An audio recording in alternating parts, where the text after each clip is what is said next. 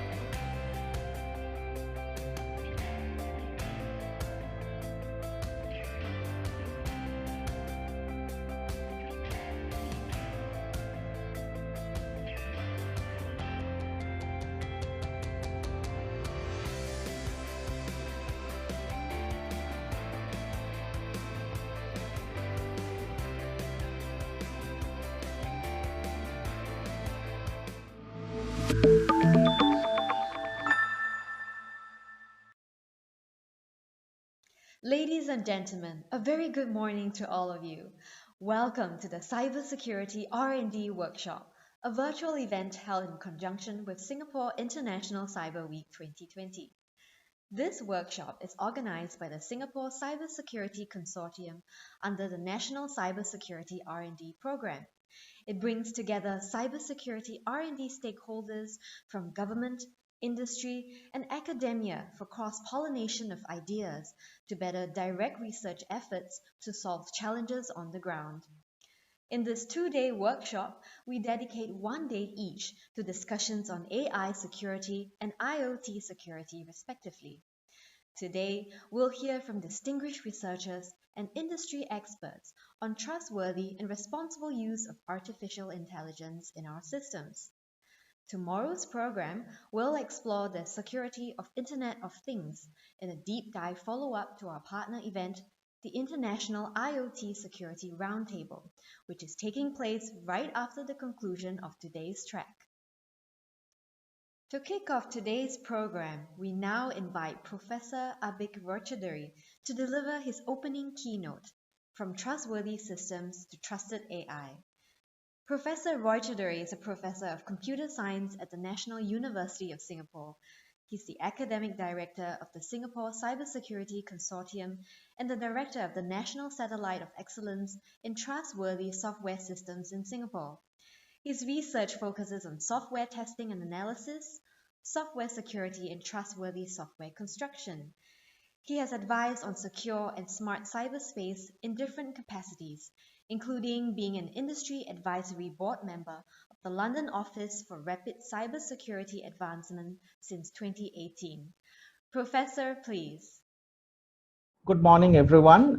It's my great pleasure to invite you all to this SSCW R&D workshop for the Singapore International Cyber Week. And as part of that, it's also my great honor and great pleasure to start off the workshop with this brief presentation on trustworthy systems and onward into trusted artificial intelligence. My name is Abhik Roy Choudhury. I'm a professor at the National University of Singapore. So as part of this presentation, I will give a little bit of a background on the Singapore Cybersecurity Consortium, which in fact is a nice tripartite engagement effort nestled inside the National Cybersecurity Research Program that we have in Singapore. And after this brief background, we will talk of the vision in trustworthy systems that we have been developing for more than a decade now, a large part of it as part of the National Cybersecurity Research Program. And then towards the end, we will mention some ongoing work just to give some snippets of some of the deep technical capabilities that we are developing. We will mention some ongoing work in trustworthy systems and trusted AI. So let's move on. I'll start with the background on the Cybersecurity Consortium. The Singapore Cybersecurity Consortium, established in 2016, it's a nationwide platform. As I mentioned earlier, it's a tripartite engagement platform for industry, academia, and government. And again, with a three-pronged mission on awareness, adoption, and translation of deep technologies in cyber. So we are mindful of the fact that different companies might have different needs, or even the same company might have different needs in different sectors. So accordingly, we have this three-pronged approach for awareness, adoption, and translation. So as mentioned, it's really a tripartite engagement. So the IHLs, the Institutes of Higher Learning and Research Institutes, they have an open participation. Singapore public agencies, there's open participation.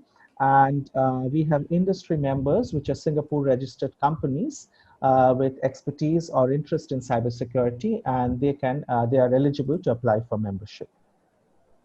As of 15th September, so of course the membership is an evolving process. As of 15th September, we have about 30 plus companies in various tiers. And these are the companies that we are currently very, very proud and very pleased to host as our members. Under the National Cybersecurity Research Program, National Cybersecurity R&D Program, within it, the Singapore Cybersecurity Consortium is nestled. But this is, of course, not the only effort. There are many, many other efforts inside the NCR program, including the National Satellites of Excellence, local and international research grants, the NCL, which is the National Cybersecurity R&D Laboratory and ITRUST Labs, as well as the cybersecurity postgrad scholarships. So there are several other efforts, and in fact, as part of the presentation, when I go into the more of the technical capabilities that we have developed, I will describe some of the capabilities developed under the National Satellites of Excellence. So as mentioned earlier, we have this three-pronged approach on awareness, adoption, and translation. So in the first dimension for training and tech update, which is kind of more in awareness, we hold various efforts, including quarterly technology talks, as well as an annual cybersecurity camp. The annual cybersecurity camp is usually on a cutting edge topic.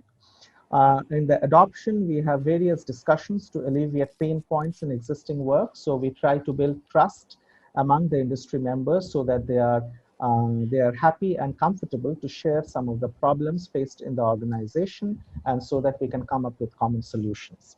And finally, as the last point in the maturity slope is to achieve translation. So under that, we have the Cybersecurity Lean Launchpad, as well as an annual seed grant call, where the seed grant is given to an industry academia partner. So it's also my great pleasure to take this opportunity to convey my congratulations and announce the Seed Grant 2020 winners. These are the two efforts that we will be funding under the Seed Grant. The first one is one from A-Star and Silvaco. This project essentially enables comprehensive and inexpensive security evaluation for IoT devices, specifically for side channel attacks. And the second one is from SUTD and Silence Laboratories, which is in fact a startup. So this is again for the next generation hearables. It develops an authentication framework using this smart wearables, which it calls as hearables, and to enable kind of more usable hearables, passwordless logins, two-factor authentication, and so on. So congratulations to the two winners. Moving on into the vision of trustworthy systems that we have been developing for more than a decade now in Singapore.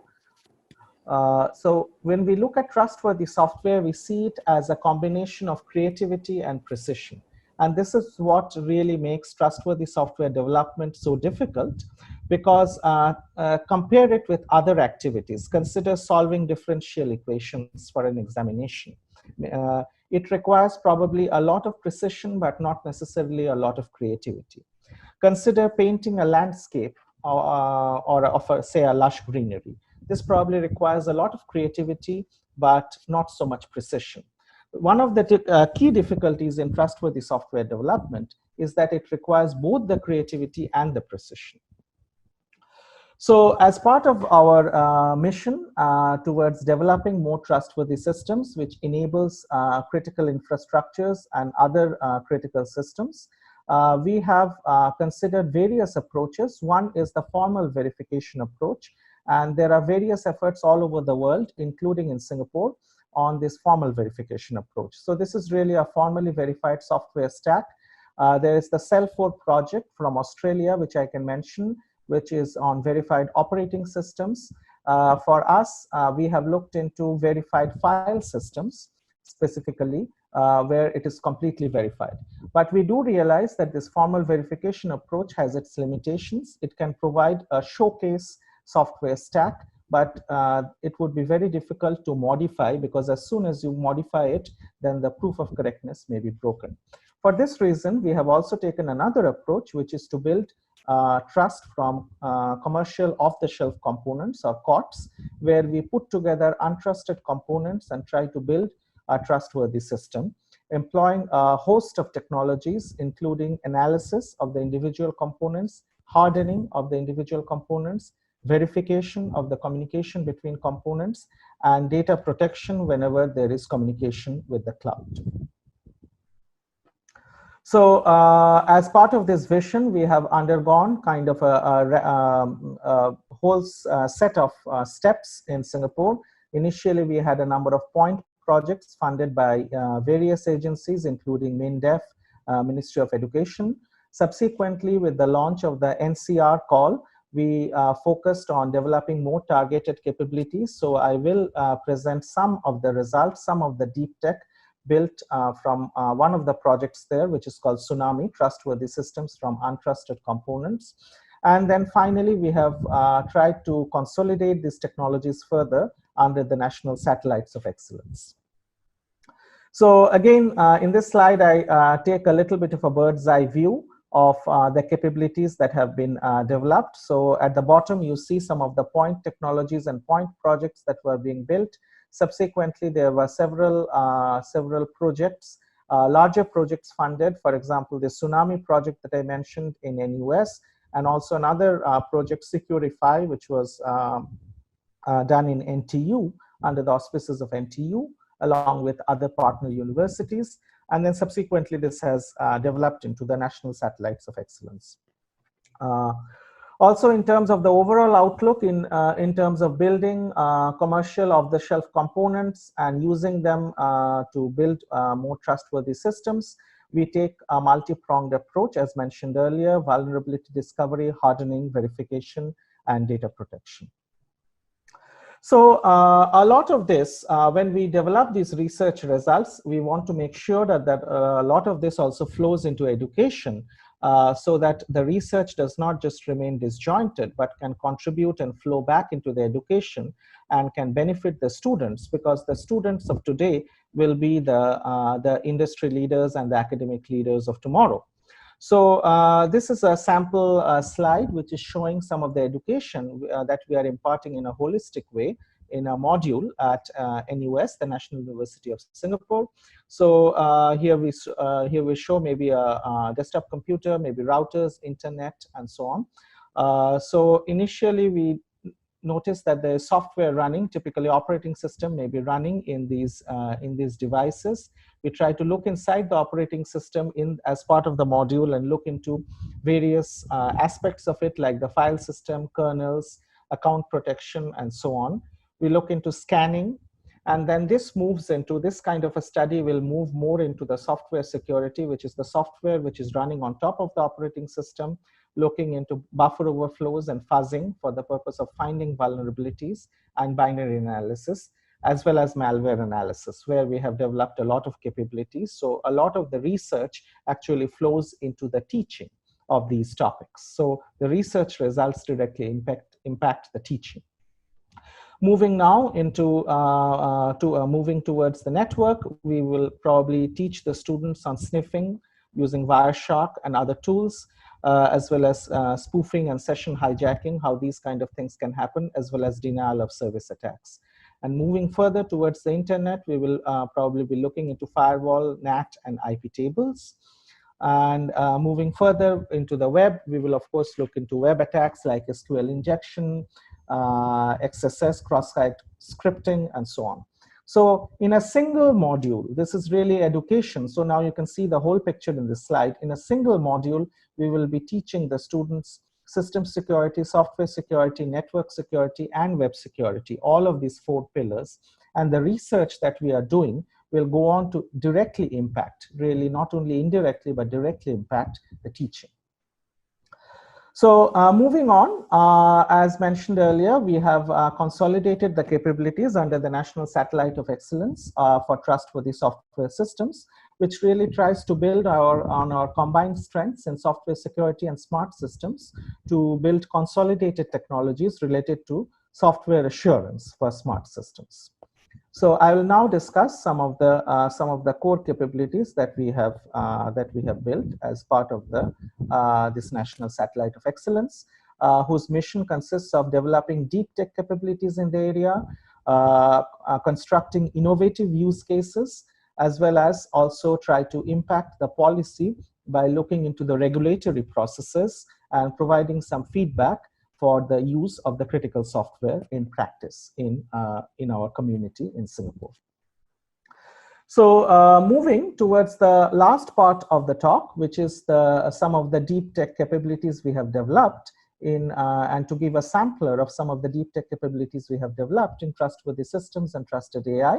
I'll probably touch upon, just to give a sampler, some of these topics like capabilities against attacks like Spectre attacks, which all of us probably would have read from the newspapers, developing fuzz testing capabilities, how this can be extended to neural networks, and finally, the most speculative, how to build self-healing systems. So here is one of the capabilities, just a sample of which we call as 007. It's really a pun because it's defense against Spectre attacks. So this is really based on taint analysis. Here you see a sample code. On the right-hand side of the slide, you see a sample code which is susceptible to Spectre attacks. So what this technique will do is that it will directly analyze the binary, employ some techniques like taint analysis to find out the flow of values between the variables in the program, and try to find out these patterns that we call as Spectre attack patterns, so that it will detect them automatically, and then once detected, it will also repair them automatically by modifying the binary. So this is really a static analysis framework that directly works on the binary. It detects potentially vulnerable code snippets and also protects them against the attack. This is, again, just one sample capability. Moving to another sample capability, one area in which we have developed, in fact, very strong and very deep capabilities, and it certainly wouldn't be an exaggeration to say that we have pioneered a lot of research in this area. This is called fuzzing, where we try to find out vulnerabilities in the software. So you can think of it as a biased random search, where you will feed inputs to the program and try to find out crashes. And in this area, where you can either just feed inputs without any analysis or do a lot of analysis, we have taken a middle ground, and we have rekindled a lot of interest in this technique, which we call as gray box fuzzing. So without getting into the details, in gray box fuzzing, you actually feed inputs into the program, and you try to see whether that led to any additional coverage of the behavior in the program. And if it led to additional coverage, then you try to see whether you can actually look into those inputs more. What we did is we actually tried to modify the gray box fuzzer so that we gravitate into the paths of the program which are less frequently taken, because the paths that are less frequently taken are mostly the paths which have a lot of bugs, which are not usually manifested. So this capability has been integrated into the AFL fuzzer, which is widely used, and also it has been used in the DARPA Cyber Grant Challenge. This kind of technique is very useful, like fuzzing is very, very useful for improving the robustness of deep neural networks. The training of models, we can really think of it as an AI-based program synthesis, where based on the training data, we are trying to construct a deep neural network. The way we can use fuzzing there is that we can generate representative perturbations using the genetic algorithm, because the fuzzing is really a genetic algorithm to augment the training data. So we really have the fuzzing, the gray box fuzzing running on the left-hand side, and this will augment the training data so that the resultant neural network that you will build from the augmented training data can actually be more robust. Finally, moving into the very last piece, which is the speculative and the vision for the future, what we want is intelligent software systems. So not only trustworthy, but intelligent software systems where the software can heal itself. So is this possible? So looking into the history of AI, this is a very non-exhaustive history of AI. It has developed in at least two strands. One is the symbolic AI, starting from Lisp, developed in MIT, moving into Prolog and moving into fifth generation SMT solving and symbolic execution. And in parallel, there is the biologically inspired AI, which consists of neural networks, genetic programming, deep blue, and finally, the breakthrough in AlexNet using CNNs. So looking into this history of AI, if we try to see whether software can really be intelligent in the future, this is a view that we can take using genetic programming, given probably a buggy program, We can generate many, many mutations of it, see if they are fit, and if they are fit, then we accept it as a rectification, otherwise we discard it.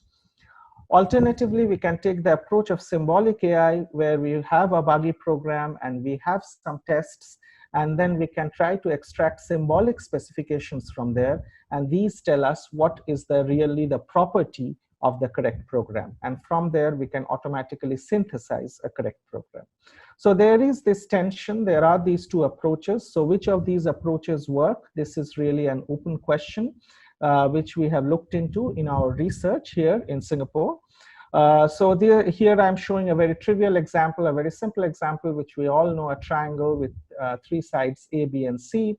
And we want to know whether it's an isosceles triangle or equilateral triangle. There is a bug in this program because we know the isosceles triangle is one where two of the three sides are equal. In this case, the genetic approach will not work because it's hard to generate a fix, because the fix really involves checking this A equal to C, and this never appears anywhere else in the program. The genetic approach is really trying to copy code from elsewhere in the program. The symbolic approach in this case may work. In fact, it will, because it can really generate a specification like this. Given the tests that are available, it will generate a specification of the program that will actually satisfy the tests. And the way it will do that, it will say that this is really an unknown function, f in terms of A, B, and C, and it will generate this property on the unknown function and use program synthesis to really generate the correct program.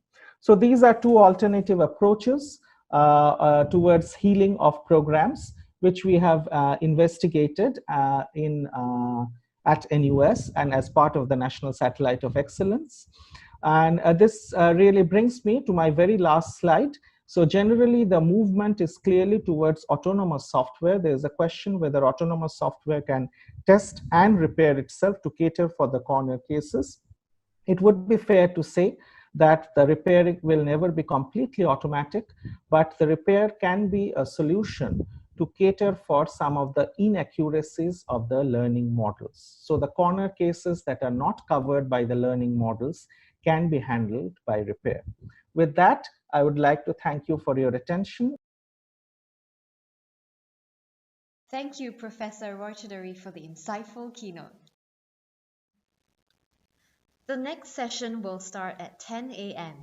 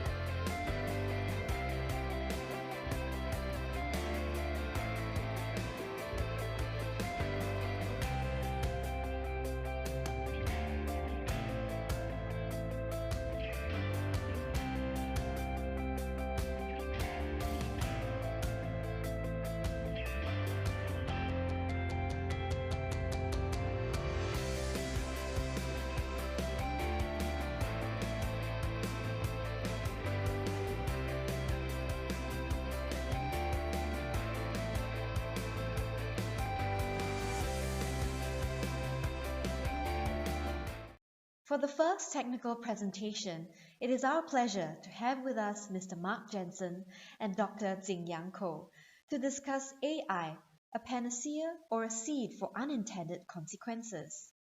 Mr. Mark Jensen leads the data and analytics practice in PwC Singapore and has driven data strategies for large clients across multiple industries. He specializes in large-scale advisory projects on the national level, focusing on driving economic impact through data to organizations and government. Dr. Jingyang Ko is a data scientist in PwC Singapore and is leading advanced analytics projects for clients in the financial services industry. He has a PhD from NUS and is experienced in all stages of the data analytics process, from ELT, data mining, and exploration, to model training and validation for both structured and unstructured data. The speakers will take questions at the end of the talk. Mr. Jensen and Dr. Ko, please. My name is Mark Jansen. I'm a partner at PwC here in Singapore. Today, we're going to talk about AI. I'm really looking at this as a panacea or a seed for unintended consequences. A lot of discussions around this with things on Netflix like Social Network right now, really being into sharp lights of not just the positives, but actually some of the negatives around AI and some considerations. Today, I'm actually joined, or we're going to cover off today a number of areas. In terms of, we're going to go through a quick introduction of who we are, that our PwC has a responsible AI framework.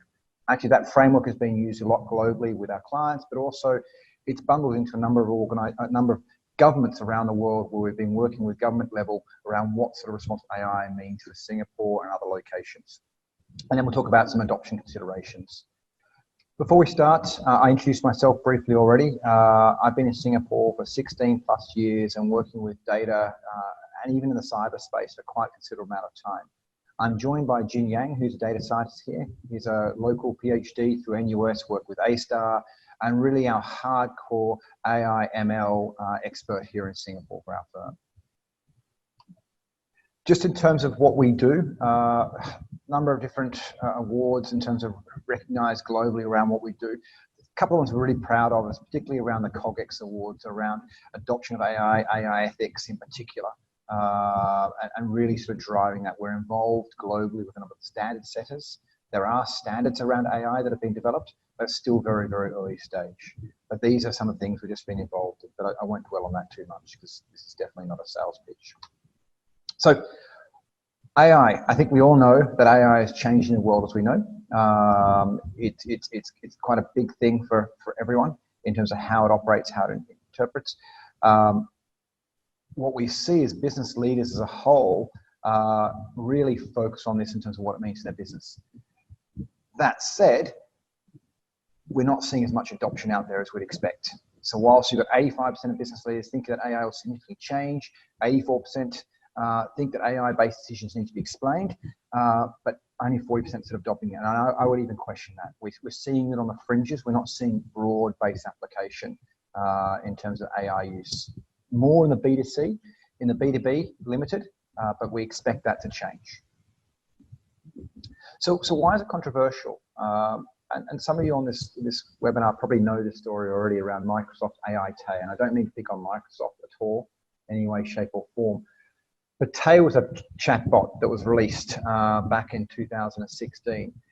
Very rapidly, a number of groups identified, one, the chatbot could be influenced and trained, and they started feeding it information and feeding thought processes that it started to adopt. So as AI self-learned, and it learned based on interaction, it unfortunately was learning the wrong truth, or at least whoever's version of truth it wanted to be taught.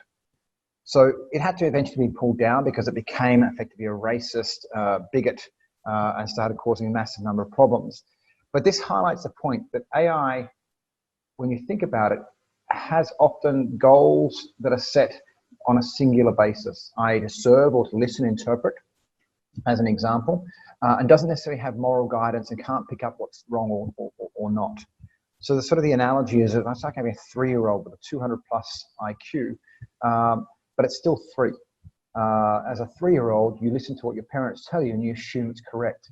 Effectively, the world becomes the parents, in this case of Microsoft AI, and it cannot necessarily distinguish between what's right or wrong. It would need far more data to start being able to do that and cross-correlate and learn. But as in a short term, releasing something which is fresh can cause issues. So again, other bias can step into. The example here is around Tesla, around speed limits, and alterations on speed limit signs can actually make the speed limit seem to be different. This is where we're sort of starting to think about the sort of ability to potentially hack AI. And it's not hacking necessarily the code of AI, but hacking how it interprets things. And when we think about from a cyber standpoint, this is important because if AI is being used to protect organizations or run organizations, there now starts to be opening an alternate type of hack. So the consideration around AI, how it works, and different checks. So you hear of human in the loop, human out of the loop supervision are really important concepts to be thinking about. Because quite clearly to you or I, the 35-mile-an-hour speed limit is very, very clear. But to the AI, it's misinterpreting, whether it be to 45 mile an hour or 85 mile an hour. Now, if that's your children being taken to school, this could have serious consequences. So again, these are things that need to be considered when we go through this journey. Exam results have been making the news globally around bias around exam results. We've seen other things in terms of bias, whether it be around unintended consequence of outcome-oriented AI rules. So for example, where prediction-based bias predicts that certain races or socio-demographic groups are more likely to have crime. It's not that they're more likely to have crime, it just happens to be more incarcerated. That's not, they're different when you look at them. Just because you're incarcerated doesn't mean you as a person is more probable to causing crime. And this is some of the debate questions that are really important to be thinking through.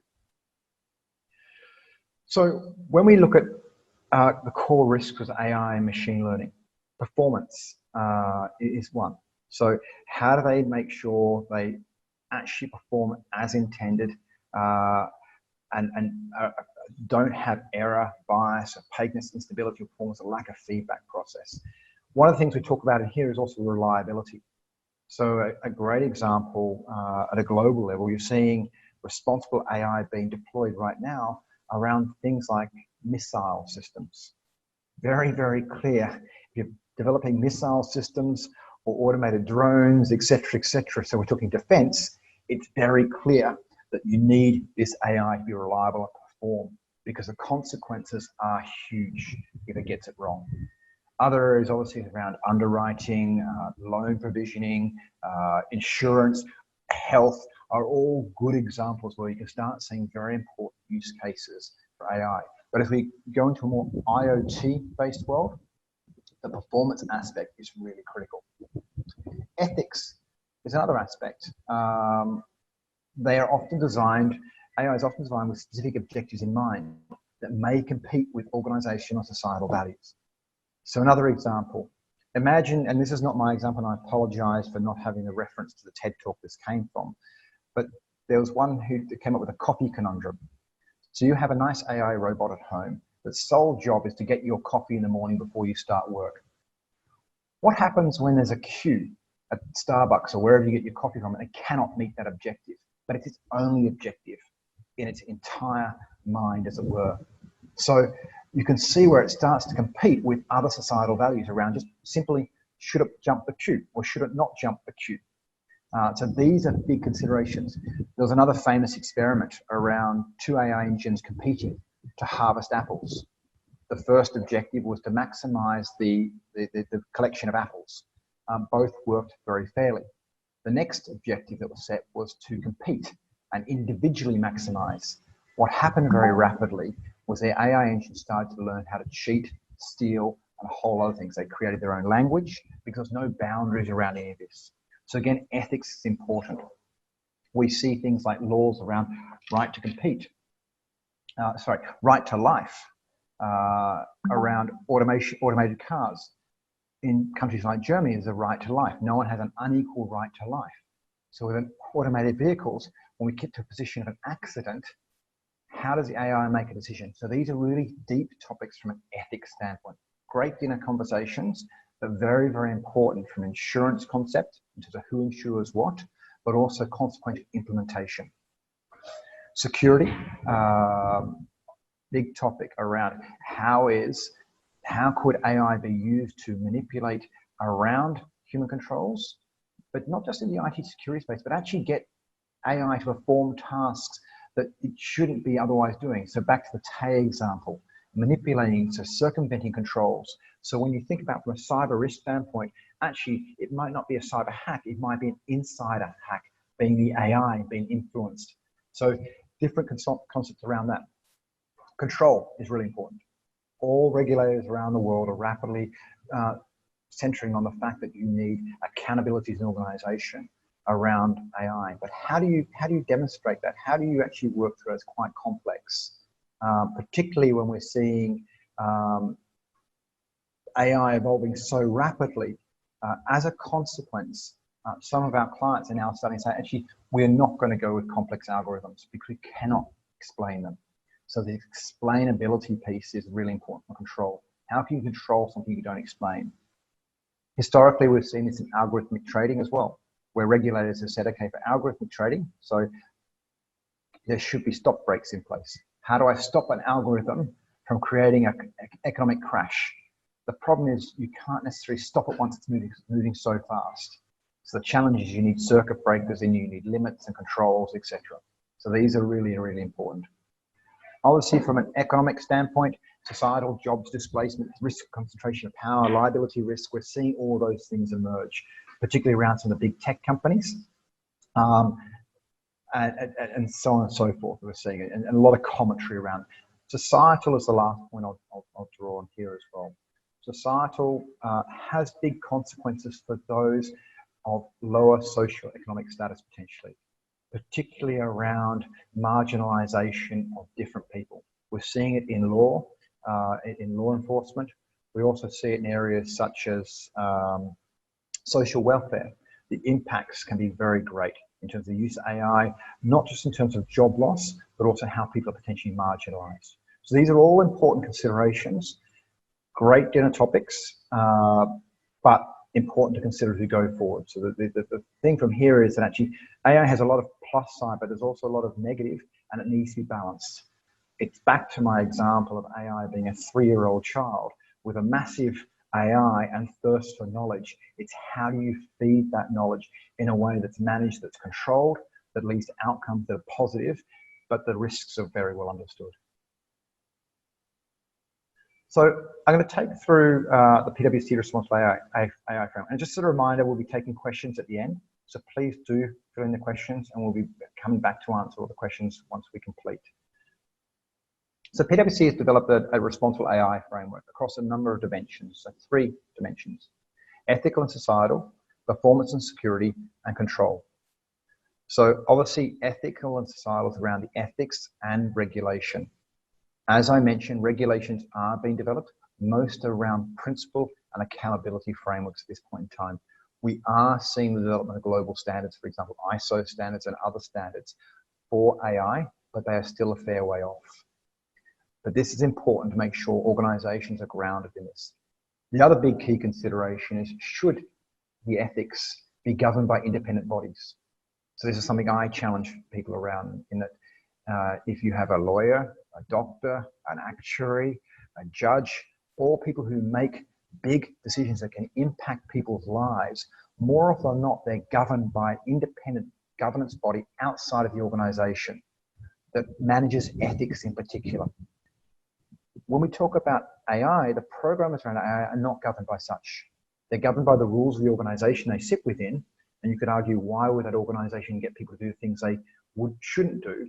But we're seeing time and time again, unfortunately, the need for oversight, not just within organization, but outside of organization. So I'd argue that the ethics piece is really, really important.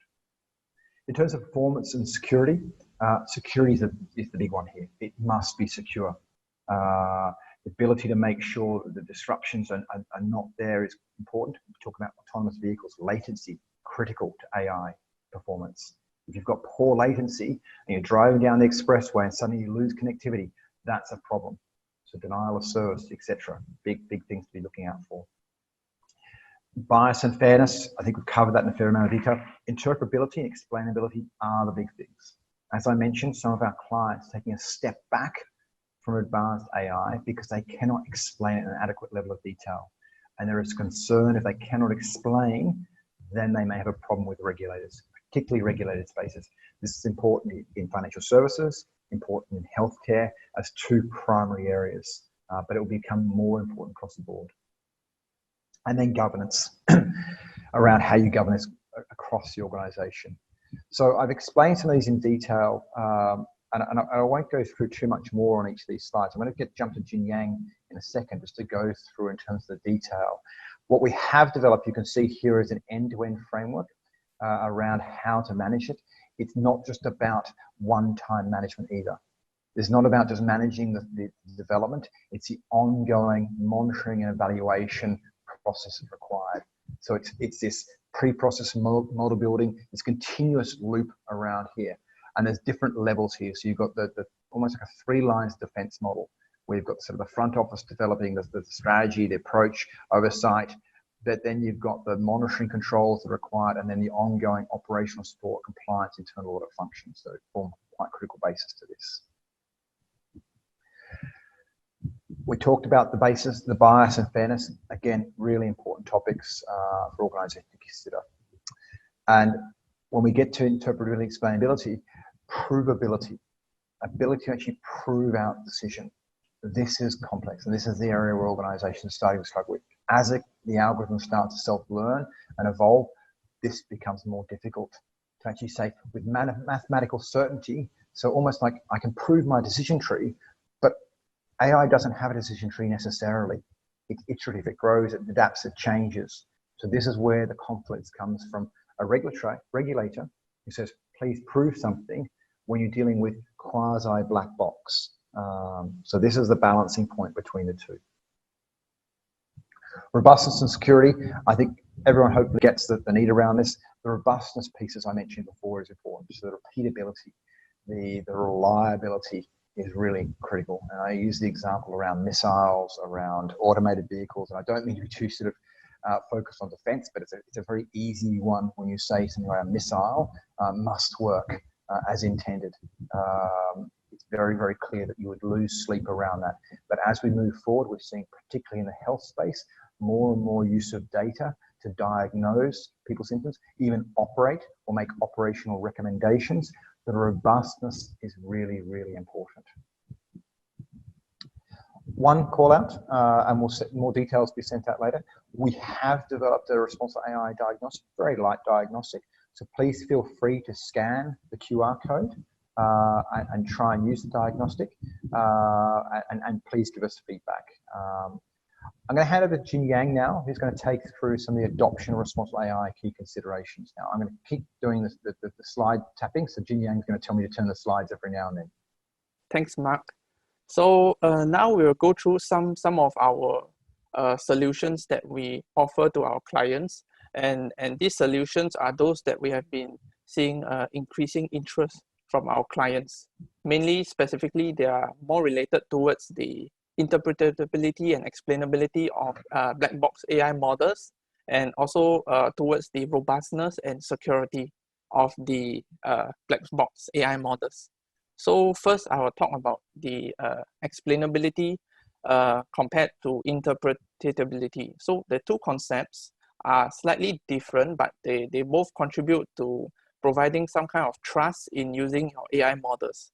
So to recap, explainability, it's more towards the understanding of a reasoning behind why each decision is being made by the AI, while interpretability, or also known as transparency, it's the understanding of the AI model decision making.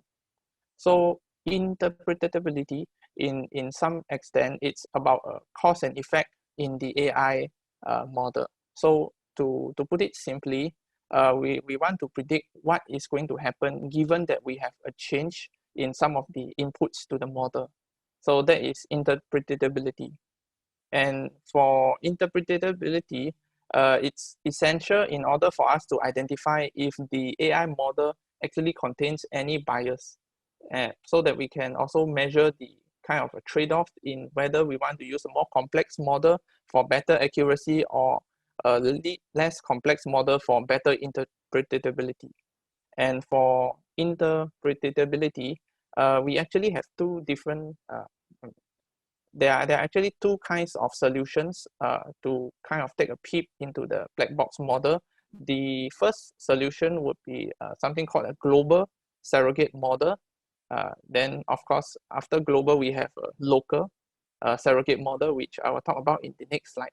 But first, for the global surrogate model, in this kind of solution, we actually train another model, a more highly interpretable model, such as your decision tree, random forest, which is a kind of a decision tree, or even the simple linear model. It's trained to approximate the prediction of your original black box model. So hence the name surrogate model. In other words, we train a more highly interpretable model to try to guess what is the black box model trying to do. So first you get some predictions from the trained black box model, and then you train another interpretable model on the data set for the predictions. And the trained interpretable model becomes a surrogate of the original black box model. So as seen in the two diagrams on the right, the surrogate model can provide some idea into how the original black box model is making its decision. And the good thing about using such surrogate models is there's actually a metric called the R-square measure, which can be used to measure the percentage of variance captured by the surrogate model. So in other words, if the R-square value is close to 100, then the interpretable model better approximates the behavior of the black box model. And for the next slide, we have the global, the previous slide was on the global interpretability model, where we train a model to basically try to guess what is the original black box model doing in its prediction. And next, there's also a local surrogate model, commonly known as LIME, also local interpretable model agnostic explanation. So this kind of a local interpretability model, it's slightly different from a global surrogate model in the sense that it doesn't try to explain the entire model. Instead, it tries to explain the individual predictions itself. So for example, such local models try to identify how will the prediction change when just a single input in your, when there's a single change in your data input.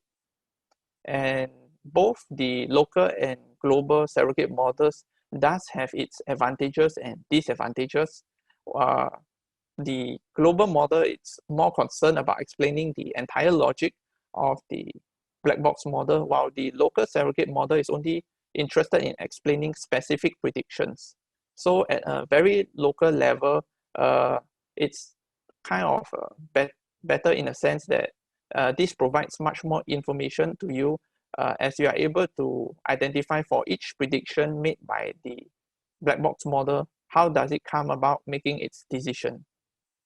So a simple example is shown in the bottom right, where there are even factors on the explanation of how the model come about making its predictions.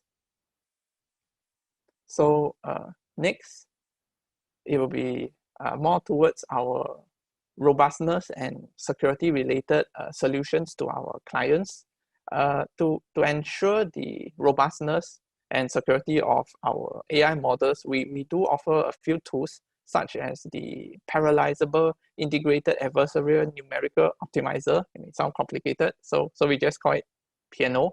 The motivation behind this solution is because there has been an increasing number of reports from academic research about the number of adversarial attacks demonstrated on AI models. So to build a more reliable and secure AI model, it's actually an active area of research in both the industry and the academia. So to mitigate such an issue, first of all, we try to identify the potential inputs that may sort of game the model. So for example, if we deployed a credit risk model for a bank, and somehow the consumer is able to probe the model to understand how certain factors of his will be able to influence the model output to give him or her a better credit rating, then in this case it's not very good, as the individual is actually trying to game the model. So to solve this, we actually have a tool which applies Bayesian optimization, an advanced algorithm that relies on the simple Bayes theorem to search for the most optimum point that the model is trying to evaluate. So the purpose of using such a Bayesian optimization model is as shown on the image in the right. We are actually able to identify certain conditions that will be deemed optimum by an individual or by the model's objective function. So because if we do not consider such situations, then the machine learning model may struggle in adversarial situations whereby you kind of like what Mark shown previously, if you make minor changes to a traffic road sign, that may actually trick the autonomous vehicle into believing that the road sign is actually something else. So similarly, we have tools like Piano to kind of evaluate the robustness of our AI model, and by giving us intuitive and advanced knowledge of what are the certain possibilities that the model may potentially be gamed or the model may fail. So I was going to say, Jin Yang, this is a really important point, because one of the challenges, we use very simple examples of gaming AI and models, but what we're seeing is far more advanced models. And I think this is very prevalent in the cyber world, but I think we've seen that where people are potentially using very advanced models to effectively gamify or game outcomes of AI. And this is the sort of almost like a new type of cyber risk, where it's not just a cyber risk from a IT security standpoint, but the cyber risk is all other AI models pitching themselves to try and work their way through organizations. So again, similar concepts around cyber, around sort of brute force attacks, that sort of stuff. How you prevent that comes into the AI world as well, as it starts facing particularly external user environment. Another tool that we provide to our clients is for model stability. So this is very important, as many clients are interested to know when will the model fail. And we have such a tool to assess the stability and sensitivity of our client's AI model. So another reason it's because adversaries can potentially cause the client's AI systems to make mistakes by manipulating certain inputs. So such situation, it's actually called adversarial machine learning in academic research and in the industry. And to partially overcome such an adversarial machine learning situation, we actually provide stability analysis to enable us to better understand how our input variations are going to impact the output of the AI model. So our model stability assessment tool allows us to do what-if analysis and observe the outputs of the outputs changes of the model depending on certain changes on its input. And ideally, a machine learning algorithm is said to be stable if the model doesn't change too much when the training model, when its training data is slightly modified. So in other words, we want the model to perform the same with the same or expected accuracy in its training data set. And when we deploy the model, we wouldn't want the training accuracy to deteriorate by too much. So that is where we come in to provide clients with stability analysis. This is an important point for the ongoing deployment of AI. It's not just the one-time checking up front, because AI by definition is self-learning and can iterate. The ability to monitor stability around this is really, really important as an ongoing measurement. Thanks, Ian. Yep. And the other solution in the next slide, it's a fairly interesting solution, I guess. It's actually our AI theft assessment tool. So in 2016, a group of researchers in Cornell Tech, EPFL, the Swiss Institute EPFL, And also the University of Northern Carolina actually demonstrated that they are able to reverse engineer the trained machine learning models by simply sending multiple queries and analyzing the model outputs. So by training their own AI against the target's AI output, they found that they could actually reproduce the software code that was able to replicate near 100% accuracy of the AI that they have cloned. So the implication of this, it's potentially if you deploy your AI model on the web via API, adversaries may actually be able to steal your intellectual property. And the researchers also demonstrated that they have been reverse engineer the AI models built on the Amazon's machine learning platform, whereby they were able to make about 1,000 over queries in order to completely replicate the AI model with high accuracy. So one of our clients actually have this concern, and hence we have such a solution to address this concern, whereby we also actually have a tool that will approximate how difficult it is for an external party to steal your AI model. And so our tool actually has 3 steps. We kind of attack our own AI model for validation purposes by feeding it random or tailored data inputs, and we record the model outcome. Then we try to clone another model to approximate the original model. And by doing so, we can access the risk of how easy it is for a third party to actually steal your AI model if you deploy it onto the public cloud. Finally, in the last slide, we also provide a synthetic data generator tool to solve the data privacy issue using synthetic data. So for this, as there has been increasing concern about using the individual's data for data analysis, we have a tool that kind of learn the original data set and create synthetic data which approximates the original data set.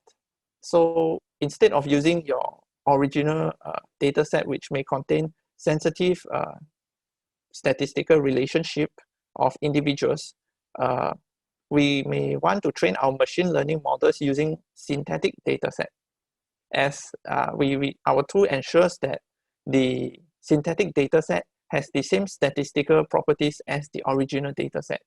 So this can help to mitigate some of the data privacy concerns that our clients are facing.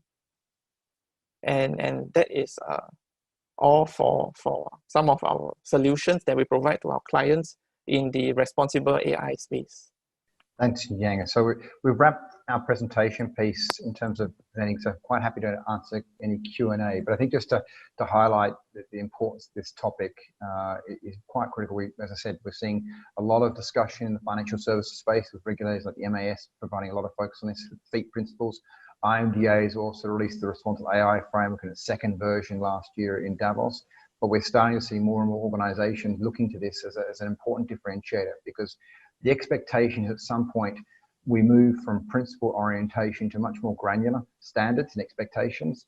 And therefore, those companies that can start adopting these types of rules and really thinking about this in more detail will be more ahead.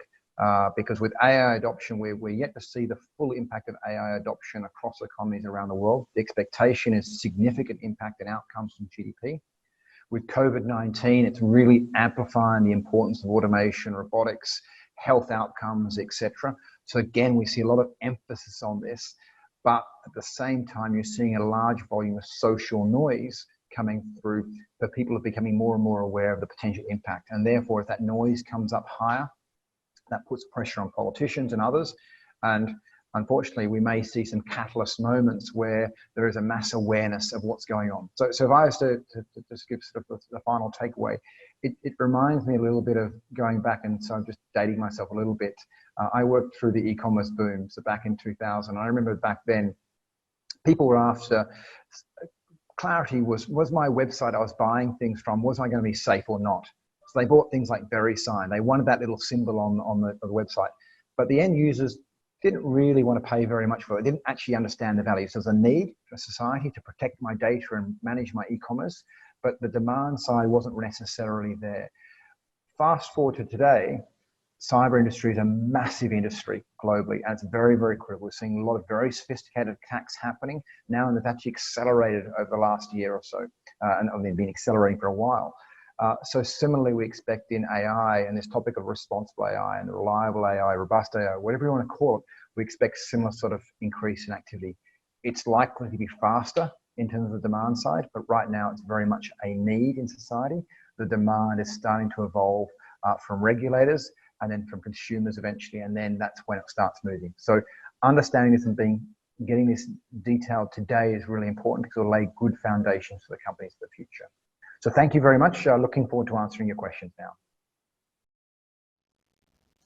We will now have the Q&A session with Mr. Jensen and Dr. Koh, hosted by Dr. Vivi Suhendra, Executive Director of the Singapore Cybersecurity Consortium.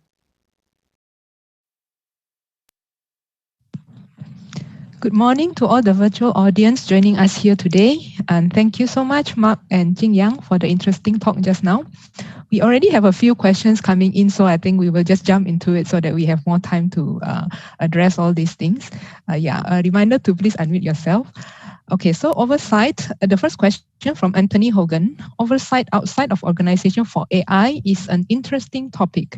So do you see issues about relying on a centralized authority for this oversight of AI?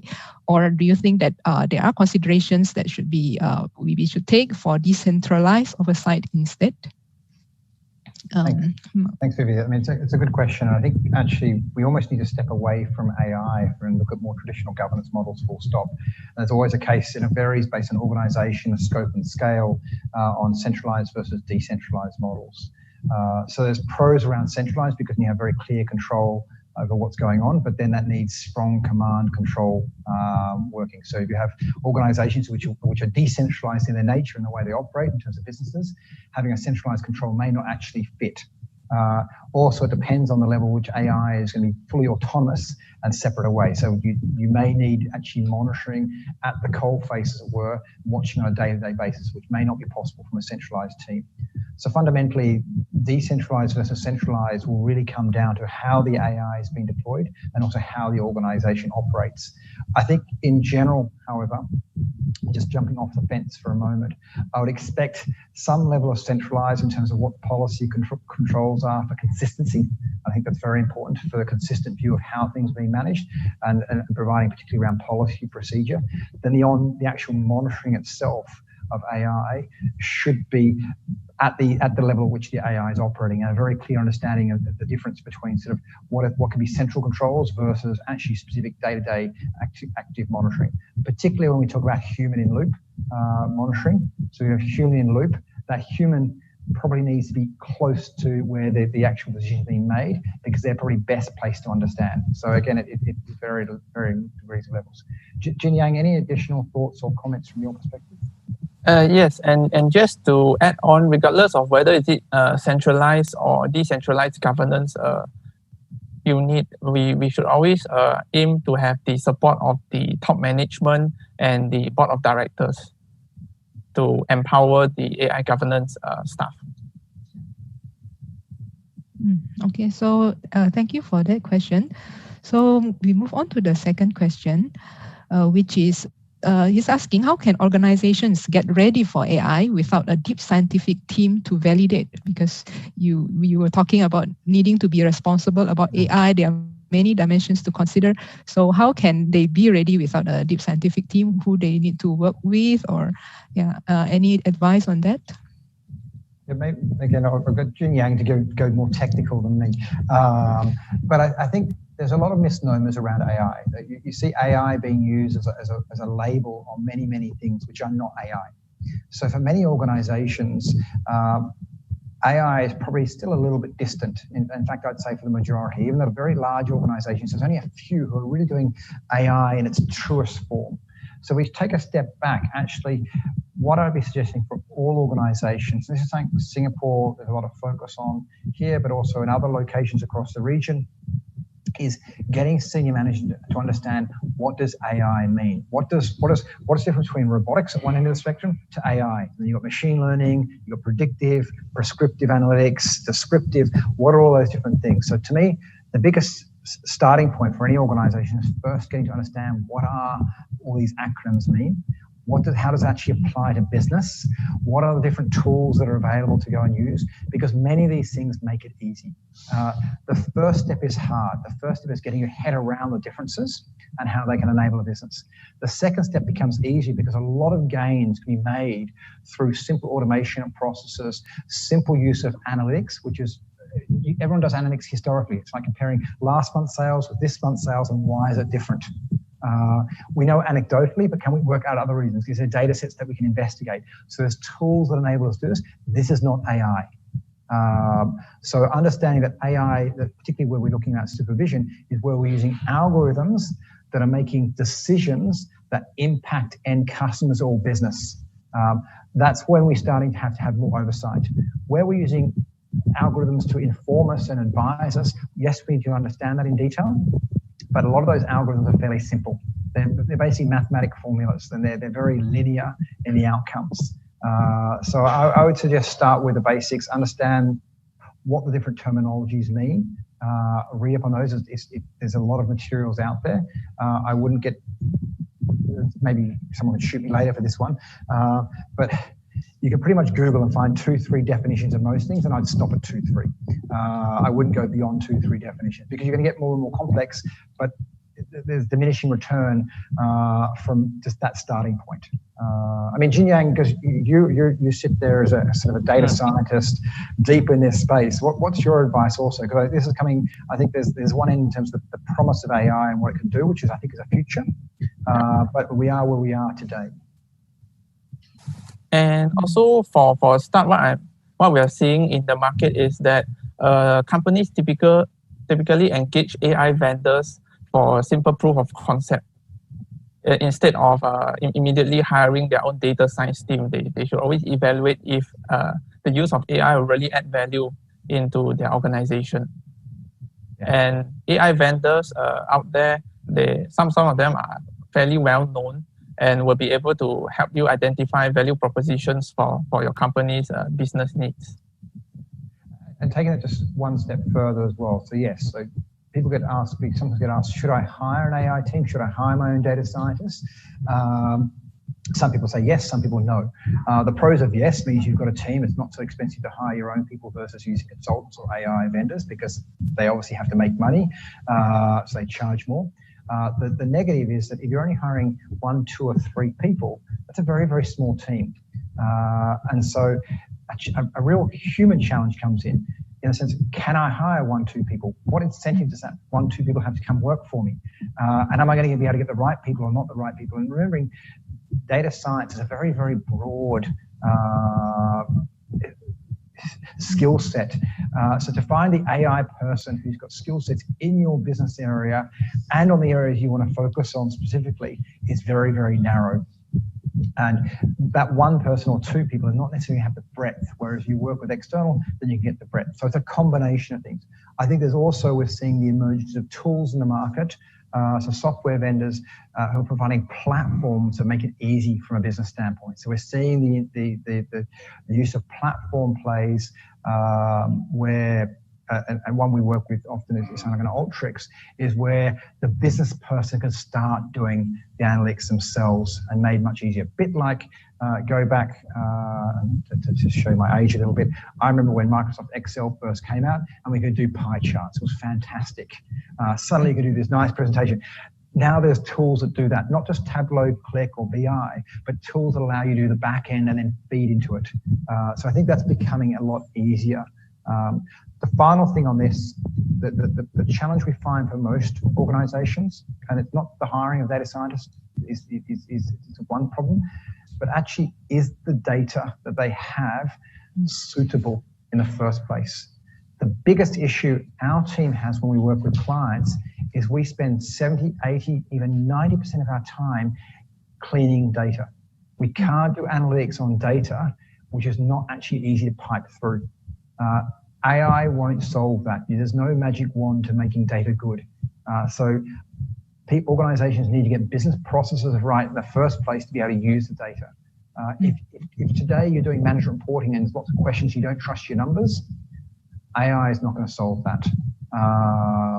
So I think there is some housekeeping required, and we're seeing this is why the tech startups are doing so well, is they get that piece right. That said, SMEs and others have an opportunity, they're not that big, that you can't say, okay, I'm going to start with clean data on new customer tomorrow. That one person, that one new customer, and then starts the process. So it's getting those things in place. So I would put a lot of emphasis on data quality and data management as the first building block. And then that starts to enable AI, it starts to enable analytics.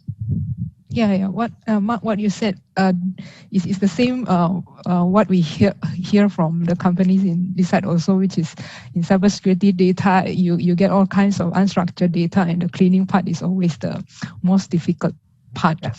Yeah. The next question, actually, we are pivoting to a more technical question here, because you shared about the piano tool, right, to find out whether the model is vulnerable to gaming. So the question is asking if you can share some insights that when you apply this tool, how serious are the problems you see? Like how often do you see that models are actually vulnerable among the AI systems that you have seen? Yang, that's you. Right. So for example, when we apply this tool to credit risk modeling, we found out that there are actually certain scenarios where an individual can have a very desirable credit rating despite not being so. I mean, despite if everything is in place, he or she shouldn't have such a high credit rating score just because he or she changed one or two variables that were considered in the credit model. So while I would say such scenarios are not so common, but it's still a potential scenario for especially for financial institutions to consider how someone may potentially sort of like outgame your credit model. So a couple of scenarios, and we're talking banking here. So we'll stick with that for the moment, and I'll broaden it out. So one is where it's one-to-one, and that's obviously the frequency is not so high. But you obviously see human nature stepping in, where people say, okay, if I adjust these things, what happens? So people are able to play with things and they go through what happens and see what compares. Where it becomes a bigger issue is where some organizations are using internally, and internal staff can game the system to be able to hit their own KPIs. They may have KPIs around their own outcomes, and they say to a customer, actually, don't tell me this, or tell me that, let me help you. And that becomes a big problem, because if someone helping someone do something, that we've seen in many markets end up in very, very large inquiries impacting millions, actually up to billions of dollars impact to organization, because people are gaming the process. If we take it more broadly into a more open architecture environment where people are actually directly interacting, say through e-commerce platforms or more direct, that's where, and I would defer to the cyber teams you've got on the call right now, would have a better scope of visibility of this. But where there's unvetted access, that's when you can start doing programmized sort of the hack, as it were. So it's a question, what controls you put in place to stop someone doing brute force? What Jin Yang's giving an example of one-to-one, which is it's more difficult to detect. But if you're doing brute force, where I can train a bit like what we talked around the Microsoft chatbot, so Tay, they are more potentially brute force or systematic, organized efforts to influence.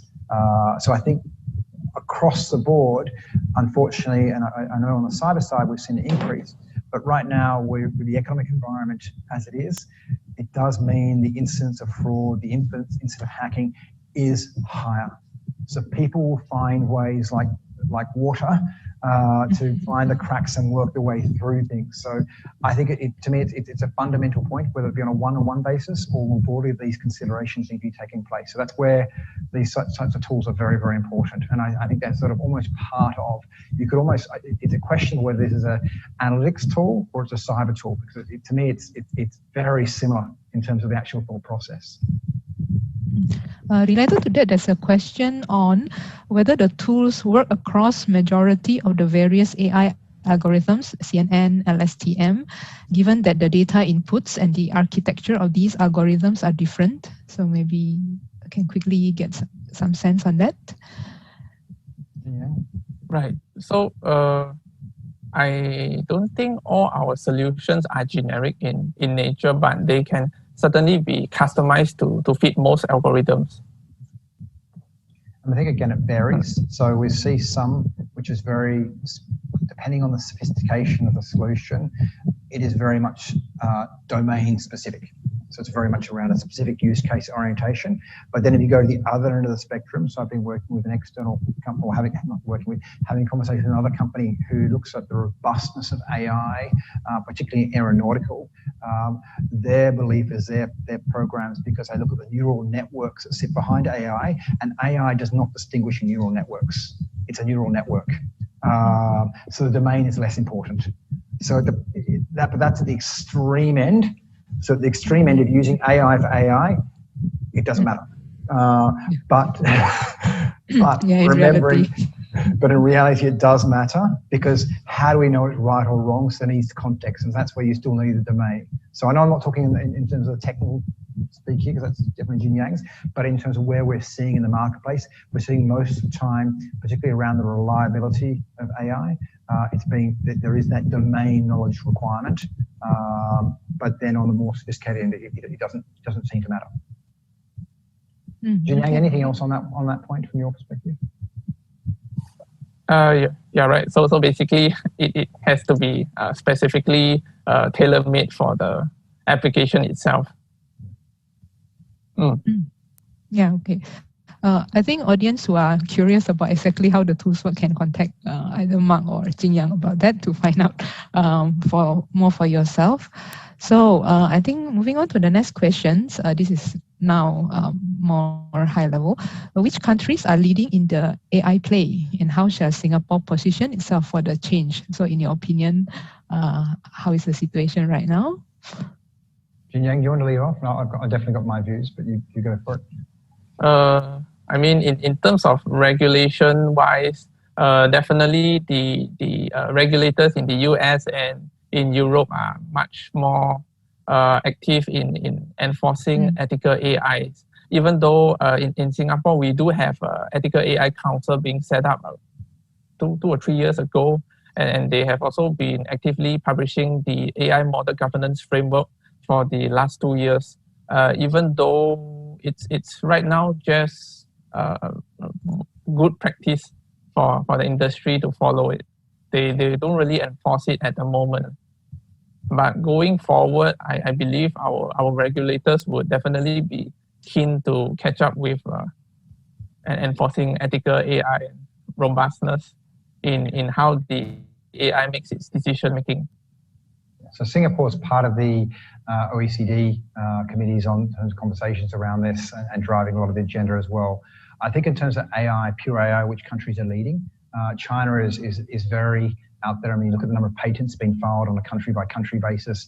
China is really leading the way from that standpoint. And I think that this is sort of anecdotal, so let's not pin me in terms of factual correctness, as I'm hopefully directionally correct. I think the US is lagging somewhat, but obviously the US is a juggernaut, and there's a huge commercial enterprise there that is very, very powerful, and there's a lot of intellect in the US, which is difficult for most countries to surpass. So I think the US is still right up there. And then you sort of get into other markets, and it gets quite specific. So UK is very good. Then you've got digital enablement through countries like Estonia, Israel. In Asia, at different levels across the board. We're seeing more and more data sharing and enablement in places like Australia is quite mature in terms of what they're doing. I think Singapore is very advanced in terms of the discussions, and certainly Singapore is trying to enable as much as they can. So that's why they're producing things like trust frameworks. So how do you share data? Evaluation frameworks, how do you value data? All these things, legal frameworks to enable these things, data portability rules. These are all blockers historically for many countries and companies to adopting. Is how do I get around the PDPA type requirements? It's not get around, but how do I work within them? So Zikin, who's the PDPC Deputy Commissioner, that's his job, is to sort of not just protect, but actually say, look, guys, I'm protecting the data, but protect doesn't mean you don't use it. There's a lot of avenues there. So I think Singapore is going a long way. In terms of how can Singapore work more, particularly if I look at SME segments or more broadly, the big area that I fundamentally believe in, we've got lots of grants out there. We've got lots of incentives. To me, it's literacy. We need people, as I said, to understand the basics, understand what it is and isn't. If that's the first piece. As soon as people start reading and understanding more and demystify, it becomes easier. And understanding that for companies here, for some, it's actually at an SME level, they don't have Office 365. So that's digital. Others sit on massive amounts of data. Some have no data. So if you've got no data, then do I do AI? Can AI help me? Of course it can. You don't have to have AI for AI to help you. That's why we use Facebook, we use Google, we use others to help us. So to me, in Singapore, the challenge is not the incentivization, not the grants, not the willingness and the want, etc. It's getting everyone to realize we're sitting on a golden opportunity. And we've got to realize we're in a market where Singapore, I caveat this heavily. I've been in Singapore 16 plus years, so I very much see myself as sort of pro-Singapore. But Singapore is a market we're small. We're sub 6 million people. Indonesia's 200 whatever plus. That's a big market. So AI works better in those markets. So Singapore's opportunity is to use all the intellect, use the incentives, use all the things we have at our disposal to then how do we help and work with those other markets. Because if we help and work with those other markets, we generate opportunities there, but we also, as a derivative impact, have a positive to Singapore as an economy. So to me, there's a huge opportunity there. That Singapore is uniquely placed in the world. And when you look at what we have in a single location, we are number one. I'm very clear on that. Access to funding, access to talent, access to technology, access to high growth regions. No other country has it in terms of what we've got and the laws that enable us to do these things. So Singapore is number one from that standpoint. It's just a matter of if we want to grab it or not. Thank you very much, Mark and Jing Yang. Actually, unfortunately, we are almost out of time. So thank you once again for the very interesting discussion. I would also like to thank all our audience for the interesting questions that you posed. And yeah, I do hope to see you again in the next session for more discussions with our other speakers. Thank you again, Mark and Jing Yang. Thank you. Thank you, Mr. Jensen and Dr. Koh, for the compelling session. The next session will start at 11 a.m.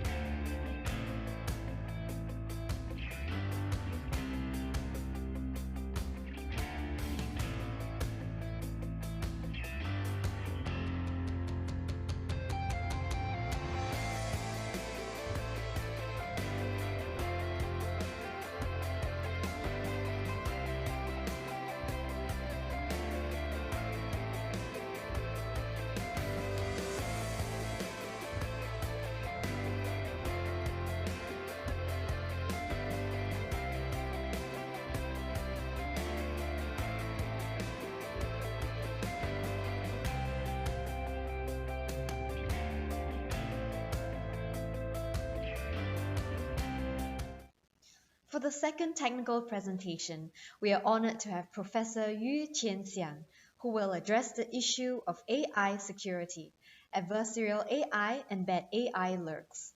Professor Yu Qianxiang is Chief Innovation and Trust Officer at Amaris AI.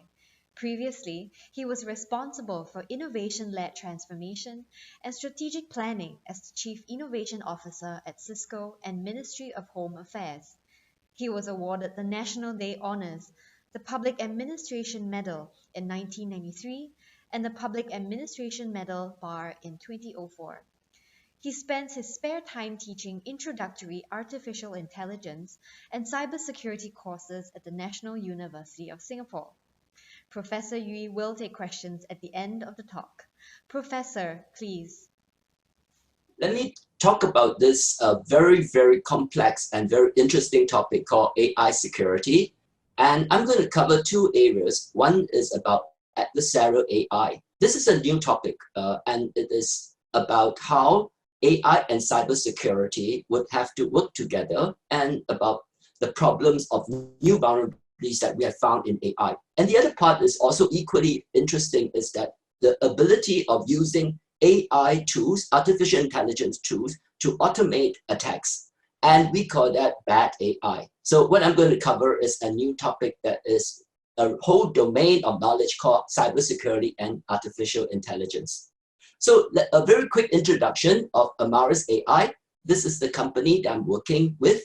And what we do primarily is 4 different areas. One is called document intelligence, and we do work on some of the most cutting-edge AI systems in the area of audits and in the area of actually using documents to look at alternative data so that we can find out what is going on and to be able to interpret what our financial situations and to be able to automate the handling of documents. And the other area is called image intelligence, which is actually AI for vision. And in this area, we would actually look into using AI to help in monitoring field work.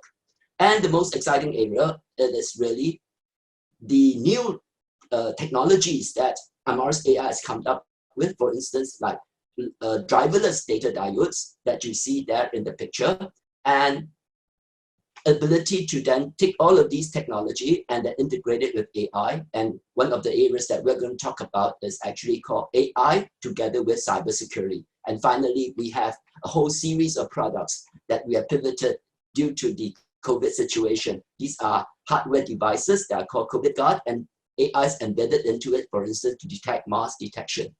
Now, a very quick overview of the senior management profile. Now, what we have is that we have James Kang, who has been working in the government. And he has been the the previous government CIO. And then our very, very respected Patrick Chan, who is our CTO. He has many, many years of experience as not only a data science veteran, but an old timer in actually investigating AI problems. And he is a Kaggle master. And then myself, who has been in this area of cybersecurity for a long time. And in the last 4 years, I've also moved into AI, and I find it a very, very interesting area. Now, let me just start by first explaining what is artificial intelligence. This is an important definition. And many a time, we now can go back to what we have imagined science fiction to be, in which that we thought that machines now is able to perform tasks that we commonly associated with intelligent human beings. Now, this is a new type of superlative AI, in which that the AI has, in the last 10 years, right, unlike in the past where we had like expert systems, now the AI is now able to reason. It can read a passage, discover its internal meaning. It may not know exactly all the nuances and all the things that a human could do, but it could generalize and then at the same time keep on learning and learn from experiences. So we're not just talking about AI being able to see, AI being able to smell, or AI being able to handle speech like what Siri is able to do. Now, in the last 2 years, you now have got very, very dynamic advances in artificial intelligence in the area primarily known as deep learning systems. And you could for instance, have a passage that you take up from the internet, and then you could pose questions like what a human could then be asking. But these would have to be factual questions, like for instance, how long has the company been established? What does it specialize in, and so on? And it will be so remarkable because this is not like Google search. This is not like basically text that has been embedded into the answers. It is able to understand the semantics and then able to bring out the answers in a very, very coherent way. Not only are we able to have examples in which AI is able to answer these questions creatively, it can also write stories, and we call that creative AI. But it could also create movies. It could create cooking recipes. And this is spectacular. We've never seen this type of advancement before, creating art, music, and so on. Now, in the area of autonomous robots and autonomous cars, and you would be fairly familiar with this because it is now due to come on board, and very soon, in a year or two, you will see that you have autonomous vehicles doing delivery, taxis, and buses, and so on. Now, what makes it even more dramatic is this area, which is called Artificial General Intelligence, AGI, right? This is the Terminator type systems, right? So many of these AI systems are now dramatically improving, and we now see that it is moving a lot faster than Moore's law. In other words, within a couple of months, like say 8 months or so, you will see its ability doubling, right? This is very, very profound, right? So we now see AI systems rapidly becoming superhuman. Now, very quickly, let me just go through what a deep neural network or deep learning system is. How is it able to work and able to see? So in this particular example, we call this the simplest of all the deep learning system is called convolutional neural network. You have a car, okay, and the car comes in at this site on this end, and then you would then be able to sample all the different pictures, and then it goes to a next layer, and this is called a neural network layer, and then another layer, another layer, another layer, and these layers are stacked.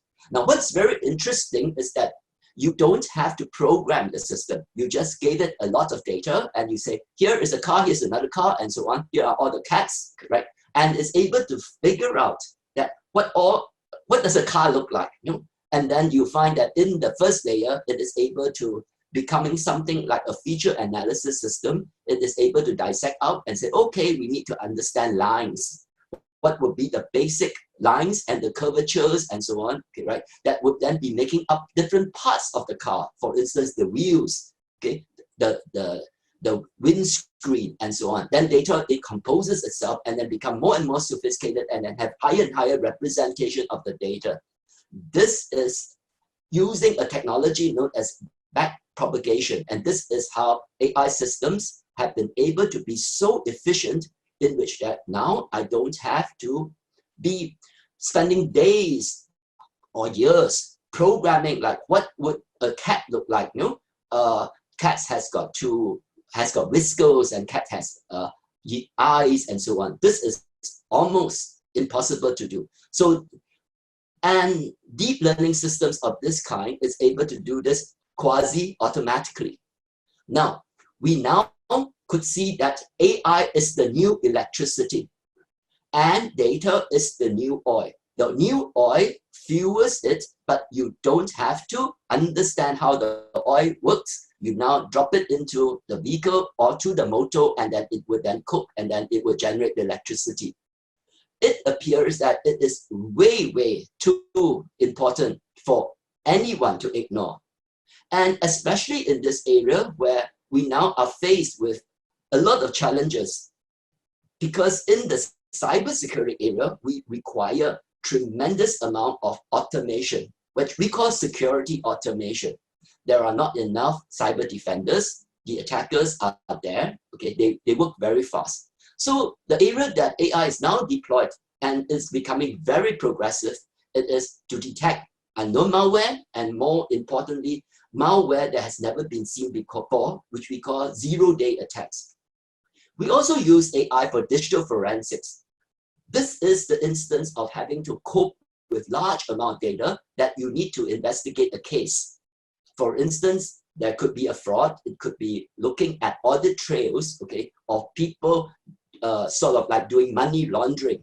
And this amount of data is actually tremendous because there's data in social networks, there is data recovered from the hard disk, there's data recovered from the phones, right? And you just cannot manage with just humans going through reading them. Then let the AI do its work. Let the AI understand the images that have been recovered. Let the AI interrelate and then correlate all the different money trail that is needed to investigate. So this is the same. If you use it for security operations, then the AI would then be analyzing logs to detect whether there are network abnormalities and then whether there are attacks that have been found and now have been in some other places. At the same time, we talk about discovering fraud, money laundering, and then crime evasion and insider attacks. And then AI is also used to then help investigate service malfunction so that you know that this is caused by a problem that you have in your infrastructure and it's not caused by an attack. And we now see the National AI Office, they have now put in a major initiative for the Singapore government. It is actually to improve on biometrics and other technologies that relate to homeland security. So you find that very, very proliferate usage of AI for automation. Now, however, all of these are very sophisticated AI systems, and you will see them coming up in every part of our lives. But most people are not aware that AI can be easily attacked. So for instance, if you can look at this image here, okay, and you find that if you want to fool the AI in not seeing that person that is inside the square box, right? So the person to the next to him is wearing a logo, and then just because of this logo, the AI is completely deceived, and then he will no longer actually recognize this person. So you could bypass the surveillance. And more seriously, you will see that a stop sign, if you just paste a few stickers in the right places, the stop sign would not be recognized by the autonomous vehicles AI, and then it would then instead think that this stop sign is actually a 45 speed limit sign. And so instead of stopping, the car actually would no longer function correctly. Now, so these type of attacks are very serious, and we should actually be aware that they exist, because not only can you bypass physical camera monitoring, you can bypass IoT or even building control systems to subvert and evade the enterprise security monitoring system. Adversarial attacks can be very subtle, but let me just very quickly explain how it works. This is an instance of a black box attack, right? In which that you would have an image coming in and we don't know how actually the AI is functioning. But nevertheless, the AI said that this is a panda bear. And the trick of the adversarial attack is now to generate minor, very, very small perturbation. And these are so small that if you overlaid it over to the original panda bear, it would then be recognized now instead of being a panda, it's now a gibbon. And interestingly, they will say that this wrong classification is 99% with high confidence. Now, what actually happened is that not only will we see the threat leveled on images, we can also see the threat that is now leveled on text processing, which is called natural language processing. So for instance, you may have systems that are filtering out malware and looking out for phishing email and looking out for spam. And in this particular case, when you see the inputs are now retreated by and then reconfigured by the attacker such that it is directed at evading the phishing detection. And so now you will be able to get ransomware, you will be able to get your email attacks or spam and phishing, now bypassing what you would thought to be efficient filters that would then push them away. This is a problem because it not only is about phishing attacks that cybersecurity filters are doing, but we also may have got fake news detection system in which that if you sort of like re-engineer and replay them in a different manner, this AI adversary examples would be able to evade fake news detection systems. Some of these adversarial attacks, just like 0 days, may in future be unknown attacks that we have never seen before. I think this is a new area. And what begs the question would be, what kind of attacks and how would these new attacks be detected, and how would we be able to sort of like be able to validate that the systems that are now running these AIs would not be susceptible and not be vulnerable, right? So a lot of these attacks that we will see coming out soon would be AI at the edge, IoT AI, which are typically running abnormality detection. So for instance, they may be monitoring a propeller, okay, and then seeing whether the propeller is running okay or not. Cloud systems that has got basically cloud-based security as a system, for instance, guard duty, right, could be bypassed by such attacks. New form of poisoning attacks to subvert a loan application may be possible. And we also could see that in future there could be recommendation attacks for social engineering, in which that the adversary may have knowledge. So it is a superlative type of social engineering in which that it is able to sort of like get you to go to a Google site, and then for this Google site, it would have actually trigger maybe your search in such a way that you would be then be surfacing malware as the results of searches. Why do we need to care about AI robustness? Now, we see more and more AI now been implemented. For instance, you have commodity AI, which are very easy to use, now been offered by all the cloud companies. You now have got cameras, all your phone cameras have got embedded AI able to then improve your photo taking. You have consumer AI, for instance, like Google Home. You now have AI for healthcare, which is very nascent, but now is coming forth. You have also driverless cars and smart nation AI. So this idea of AI for everything, right, will be the persistent trend in the near future. Unfortunately, awareness is extremely low, as most of our AI systems today, even some of the nascent ones that they are putting in Smart Nation, are much like in the early 90s. They have no defenses whatsoever, right? Just in the early days when there is awareness of malware attacks, the anti-malware systems are not available, and many people still do not fully understand it. However, in our modern age, these attackers are advanced state-sponsored attackers, and it would be a Pearl Harbor, digital Pearl Harbor, since AI will be pervasively deployed in our smart nation if we do not take care of AI robustness. Now, the ARL that we now are proposing, okay, to create a framework for the government and for the entire community, so that we are able to say which system, okay, right, is more robust and how would it be able to resist attacks, known and unknown. So what we have done is to propose a framework that is based on the common criteria. This is very familiar to the cybersecurity community. So in the common criteria lingo, you would have level 1 to level 7, and they take advantage of a risk-based, step-by-step incremental level of what would be more and more defenses that will be required. So for instance, in the lower level, it is ARL1 instead of EAL. So the AI robustness level 1 is about, do you have basic hygiene for robust AI operations? And 2, can you resist basic known attacks? 3, can you resist sophisticated known attacks? And then 4, we are talking about unknown attacks, right? And this would then require gray box testing.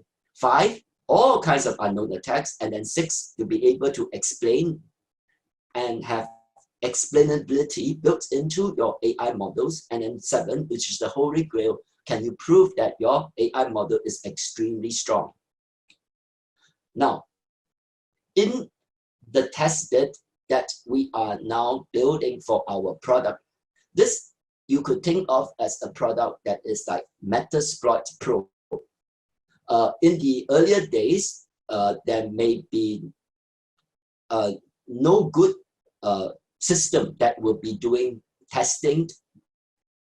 So you now see the development of AI testing, just like what had happened for cybersecurity testing, to test whether the system, the IT system has got any kind of vulnerability. Here we give 3 examples of test cases. So for instance, you will probably want to test whether your AI classifier is attackable when it is detecting email phishing. There will be also another area that is important where people are now using AI to detect botnet, and we call that the domain name evasion problem, right? And so this is the DGA area that are persistently or pervasively deployed, okay, for network security, for DNS. Now, in the area of other network traffic abnormality detection, okay, this is another area that will be important to be a scenario for the test cases. Now, I'd like to give you a very quick overview of how this AI tool will work. Okay, this is something that it is an aggregation of all the various testing techniques that are needed to run the testing. So a very quick movie, let me show you. Okay, this is a prototype system. So you select what type of attacks that you want to do, whether it's black box, gray box, white box, and then you will load up the data, right? And then you will be able to then see, okay, right, after running, selecting different models, and then you can see that a whole wide range of this particular black box attacks. There's so many attacks that are now possible that you could test, right? So we pick one of these many attacks. So this is an image-based attack, and then it will put up the data of after running the results. And what we are now doing is actually attacking our own embedded product, which is called COVID Guard that you heard about earlier. So this is to detect whether the adversary examples that you now see at the bottom is able to fool our hardware detectors. So obviously you can see that these two examples are people that do not wear masks, but however, when they are put in front of our cameras that are doing mask detection, it's able to fool if the camera system does not have any security defenses. Now, what are we now at this stage able to test, right? So we have 3 different types of attacks. One is called the black box adversarial attacks. So we have covered the ability to do network AI testing, text processing AI testing, and image classification. And now in development is malware testing. White box adversarial attacks, we do the same thing. We can do network attacks, adversarial NLP attacks, and malware binaries and malware PDFs. And we also covered a new area which is called poisoning attacks, in which that you could poison the models, and then you can also have database type of poisoning attacks called meta poisoning. At this stage, we are very challenged because we are trying to create adversarial AI, and that could be inserted into malware, actual malware, and then making these malware invisible. Now, what is very difficult about this is that if you add in noise or you add in perturbation, the malware would be damaged and it could not run. So they are not like tags or images in which that if you inject something, you could then still be recognized and it still be read, right? So when you run a binary file and then you now add in adversarial example as a payload, there is a danger. You have to do it very delicately and very cleverly such that it would not damage the PDF malware and will not damage the actual malware itself. This is what we are now at the same time, because of this requirement of doing this consultancy work for the Singapore government, we are also building up testing tools to generate 0 days, and we are building our own anti-malware detectors that are using AI so that we could then benchmark it against commercial systems. Now, let me take a look and discuss a little bit about bad AI. This is an area that is about bad actors now taking advantage of AI and therefore be able to be a lot more efficient and getting all the attack tools automated.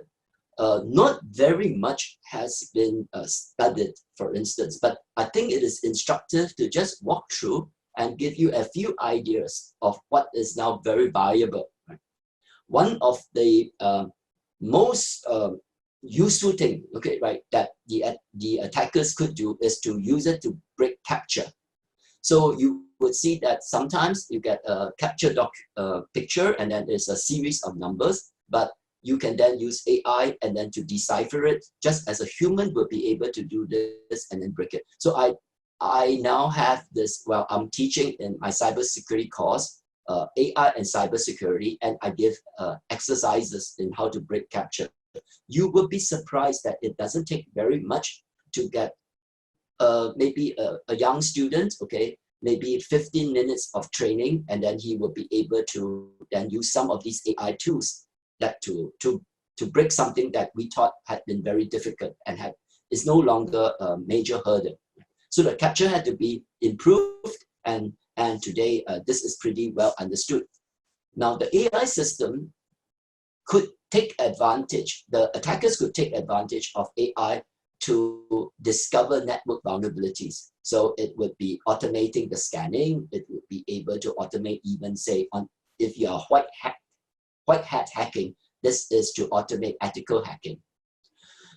And because of these automation, it will lower the attack cost, and then it will then be able to take advantage of what it has discovered and go to a second AI, which will be looking at how to optimize the attack, how to plan a strategy. And there is another new type of AI called reinforcement learning. This is the type of AI that you could see in AlphaGo. They have the reinforcement learning been able to learn by practicing previous games, and it generates all these various games. And for instance, if you play Atari or you play chess against the AI, reinforcement learning makes it such that you would have no chance of actually beating the AI. So if you take pen testing to be like a challenge or like a chess game, right, you would now have the benefits of implementing AI in which that the AI runs a lot faster. It is able to outsmart the human defender. It is also able to create fake news, fake intelligence, and these could be fed into part of the attack campaign to disorientate the defender and then to confuse all the different actors in which that it would be able to force multiply and then inject maybe into social feeds and also to news feed such that the defenders would be also confused and disorganized. Right? Now, it looks like bad AI is now gaining a lot of traction, and we are now starting to see it being now deployed. For instance, like you could have fake news that are very realistic. If we don't act fast, the bad AI will win against good AI. And now what makes it tilting the balance against the good guys is that cyber warfare and cyber crime funding is tremendous, and they are now boosting the development of bad AI. So the R&D money that the governments are now putting in cyber warfare, right?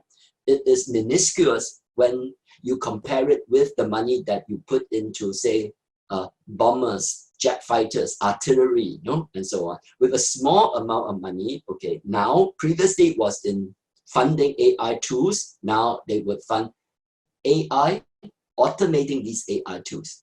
And the signs of what you saw earlier with adversarial attacks, right, in combination with the use of bad AI would then make it even more challenging for the defenders. And there is not much work unfortunately, in organizing the new type of cyber defense against bad AI and against adversarial attacks. In fact, I would say that the awareness is very, very low, right? Because primarily that the AI field is very new and is very complicated, and the many of these enterprise stakeholders, they don't have enough understanding, and even if they do have some understanding, most of this understanding is in the area and the domain of data science, and not enough in the area of what are the leading AI that could be the most potent weapons when AI is weaponized. So it is very hard to defend because the attackers just need to penetrate the weakest link, okay, not only in IT ops, but now in AI ops. Now, with these concerns, internationally, all governments are very concerned about now, what do we do when we want to procure new AI systems? So you will see that there are now guidelines and they have been published and discussed, okay, but not very mature and not fully formalized. So for instance, you have a paper that is now circulated called AI Government Procurement Guidelines done by the World Economic Forum. So this is trying to present how would you do AI procurement in a way that will foster AI robustness. However, if you take a deeper look into this paper, they are focusing on things like ethics, responsible AI, and it's not really about cybersecurity. You can't take these guidance, which they put into 10 different principles, because they are so generalized that you could not sort of like put them into a tender specification. So they will talk about things like you do need to look into the deployment of AI holistically. You need to have many different types of people involved in the procurement team, okay, and a lot of what we call motherhood statements, but they are not something that you could then nail it to the tender bidders. Right? So therefore, we think that these principles are very good, but they are more suited for project management. Now, in getting documents as guidance for tender documents, let me very quickly walk through some of the key ideas. We must first express that there is the need to handle the issue of trustworthiness, and there is a concept called responsibility, how to do this and develop a system in a responsible manner, and then there is the concept of due diligence. We need to consider the kind of risk, and the most important set of risks will be the reasonable measures that be taken to minimize the risk of harm. So risk of harm is not only basically harming safety issues that harming humans, but at the same time, harming reputation, harming basically your infrastructure ability to continue. This brings us to a concept called security by design. And so AI systems have to be, by design, made secure, privacy protected, trustworthy, and then the outputs will have to be accountable. And there is an area known as AI operational security. And not only do you need to worry about how you should buy them, what are the requirements when they are delivered, but more importantly is that the AI system is a continuum. It will be there for a long period of time because they need to bring in new data, and then they are learning systems. And so it is not like a one shot and then you store it and nothing happens. So the data keeps flowing in, and then the data gets enhanced. The models of the AI systems are also enhanced progressively. And in fact, they would then be reorganized as the years go by. So we also need to see how these AI ops systems would then have principles that will guard them against operational security. So this security by design for AI ops is a new word, but these are talking about requirements of AI systems to be resilient against both overt and the more subtle manipulation of data and algorithms when they are in operation. So a few issues about AI security by design. So we list basically some of the known risks and the known attacks. The common attacks are data poisoning, the adversarial attacks that we talk about, and then the stealing of the models. The AI system is like the brain of the enterprise. Then progressively you put in a lot of data, a lot of the models are then crafted, and it becomes the secret sauce of how the enterprise becomes competitive. Now, if you don't want to invest on this growth phase, you just steal whatever your competitor has successfully done, then you would then be able to capture all the wisdom that they have built up over the years and bring it over. No, this is the ultimate theft. It's like not only stealing the IP, but now you're stealing the brain that is now running the enterprise. And then we should worry about how these AI systems could be subverted, especially in the area of insider attack. So all the things that we know about cybersecurity systems now is translated over AI cybersecurity systems. So the provisions of consultancy and associated system evaluation should be a given prior to and be part and built into the design in the design phase.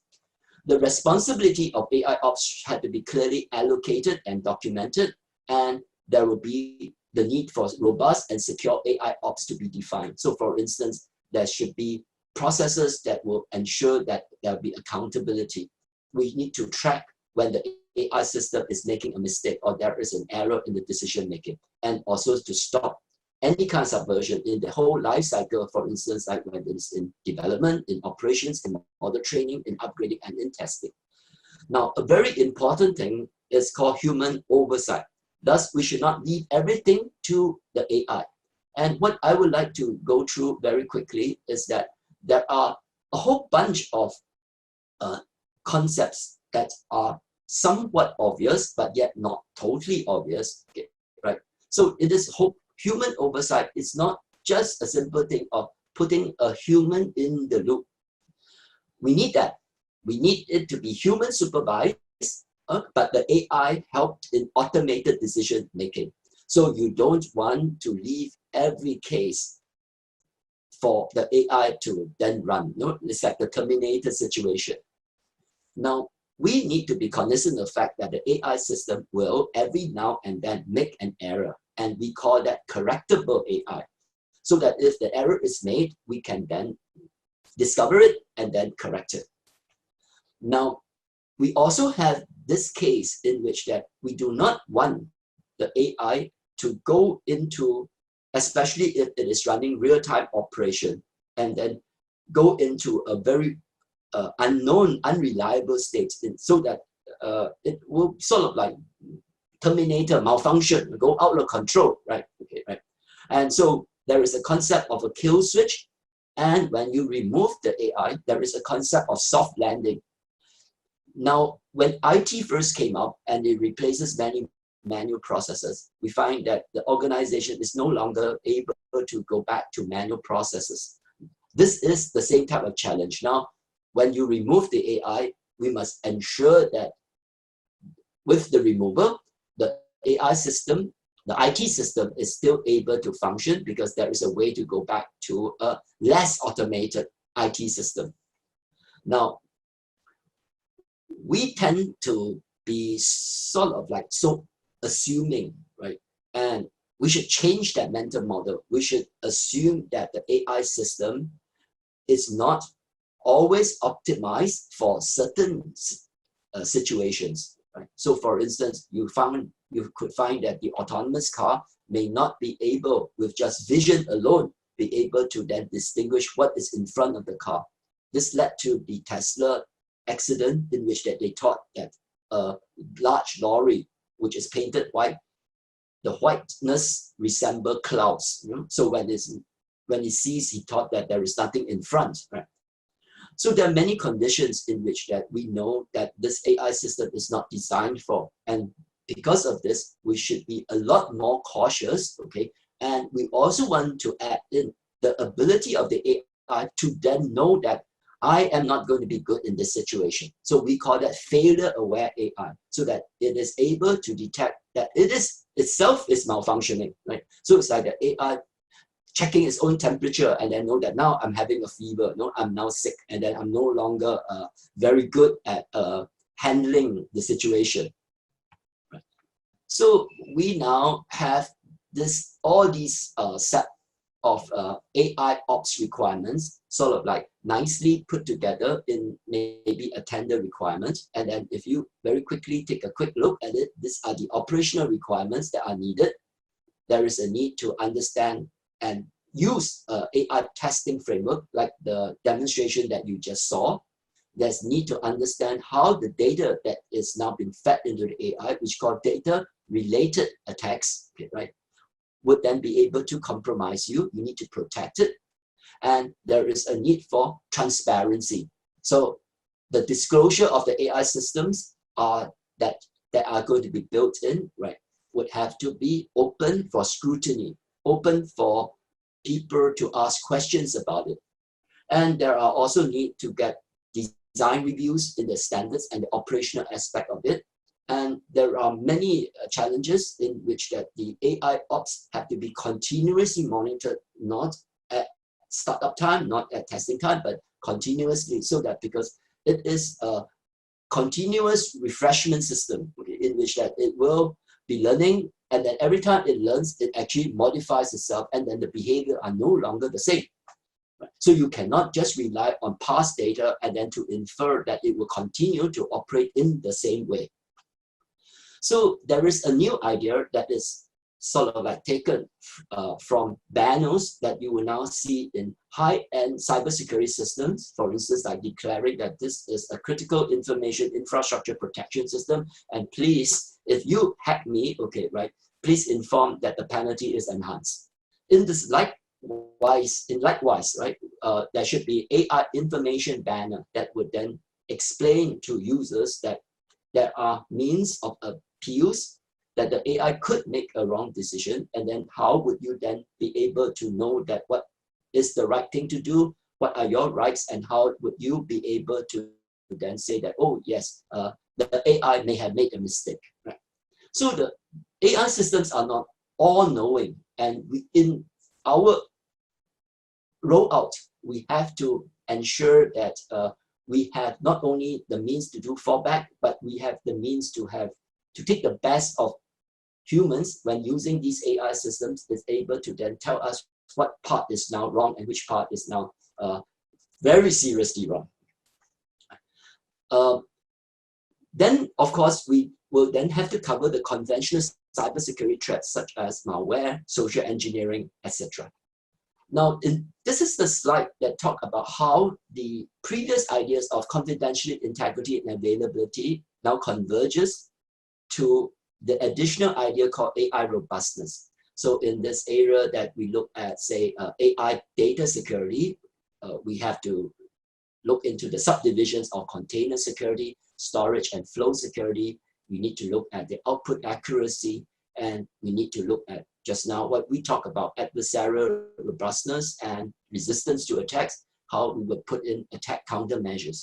And at the same time, when there is a outage, we had to look at recovery, and then to look at how it would be secured in terms of AI being now used for big data integration. I will now very quickly talk about the fact that now that we know that there are attacks, what do we do about it? And we call it adversarial countermeasures. The easiest to understand is to have multiple AI models doing the same prediction. So for instance, if you look at on this right-hand side, okay, now you will find that the person is now sort of like missed out, okay, right? But you can have another AI that's looking for, oh, okay, there's a hit of a person. Because of that, there is a second detection.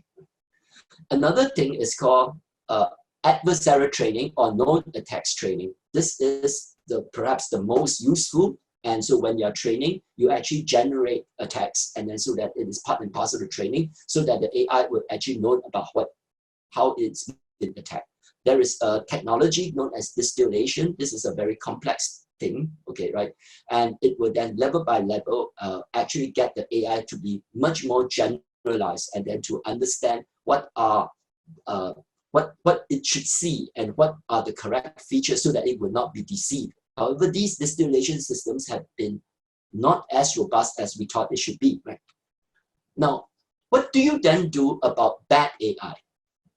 Fortunately, there are new technology that just came out. So example is confidential computing. This is the latest technology in the cloud in which that you could then run something that's like a secure vault, like a smart card within the cloud. And you have now both chip makers like Intel offering SGX and AMD offering SEV.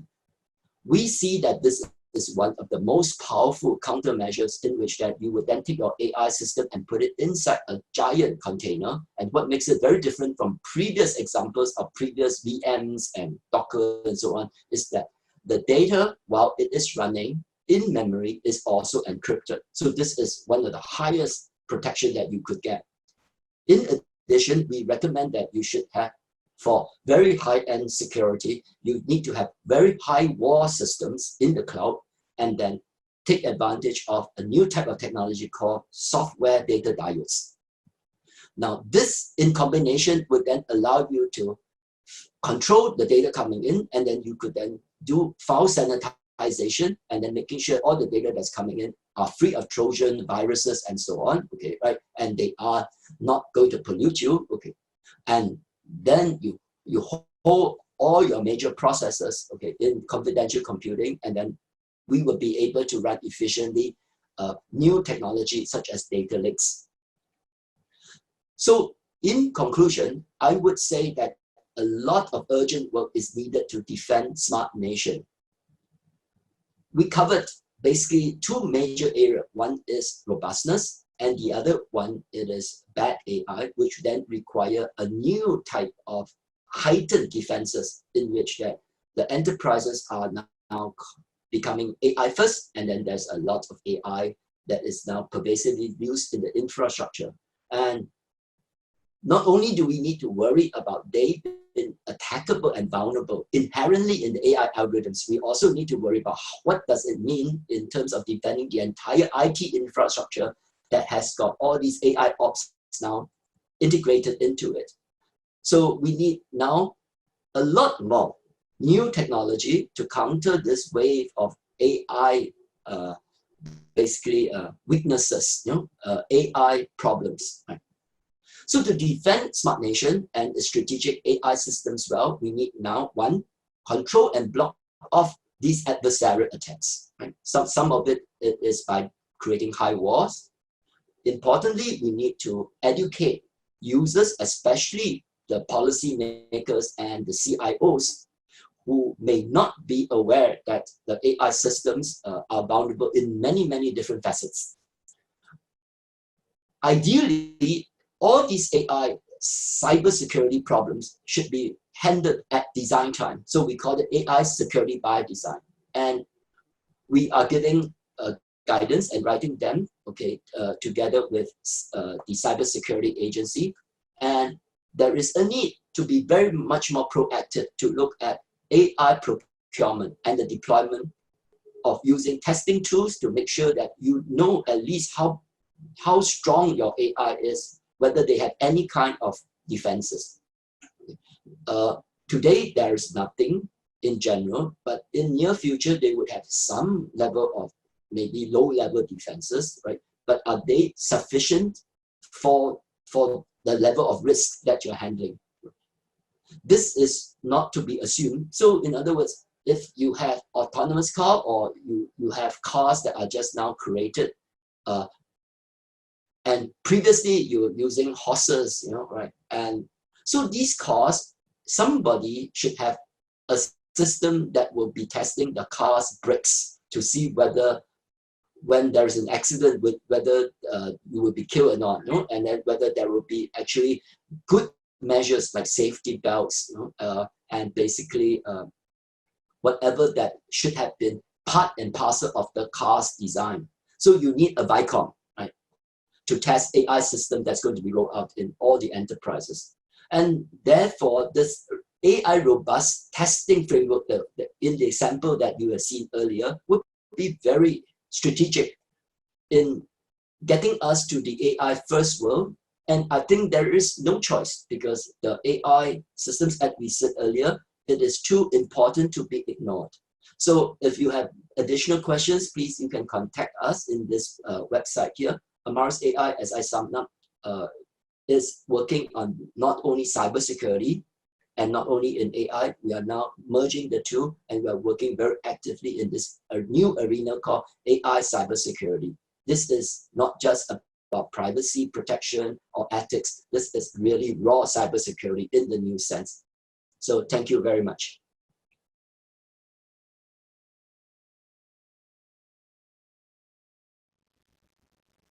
We will now have the Q&A session with Professor Yu, hosted by Dr. Vivi Suhendra, Executive Director of the Singapore Cybersecurity Consortium.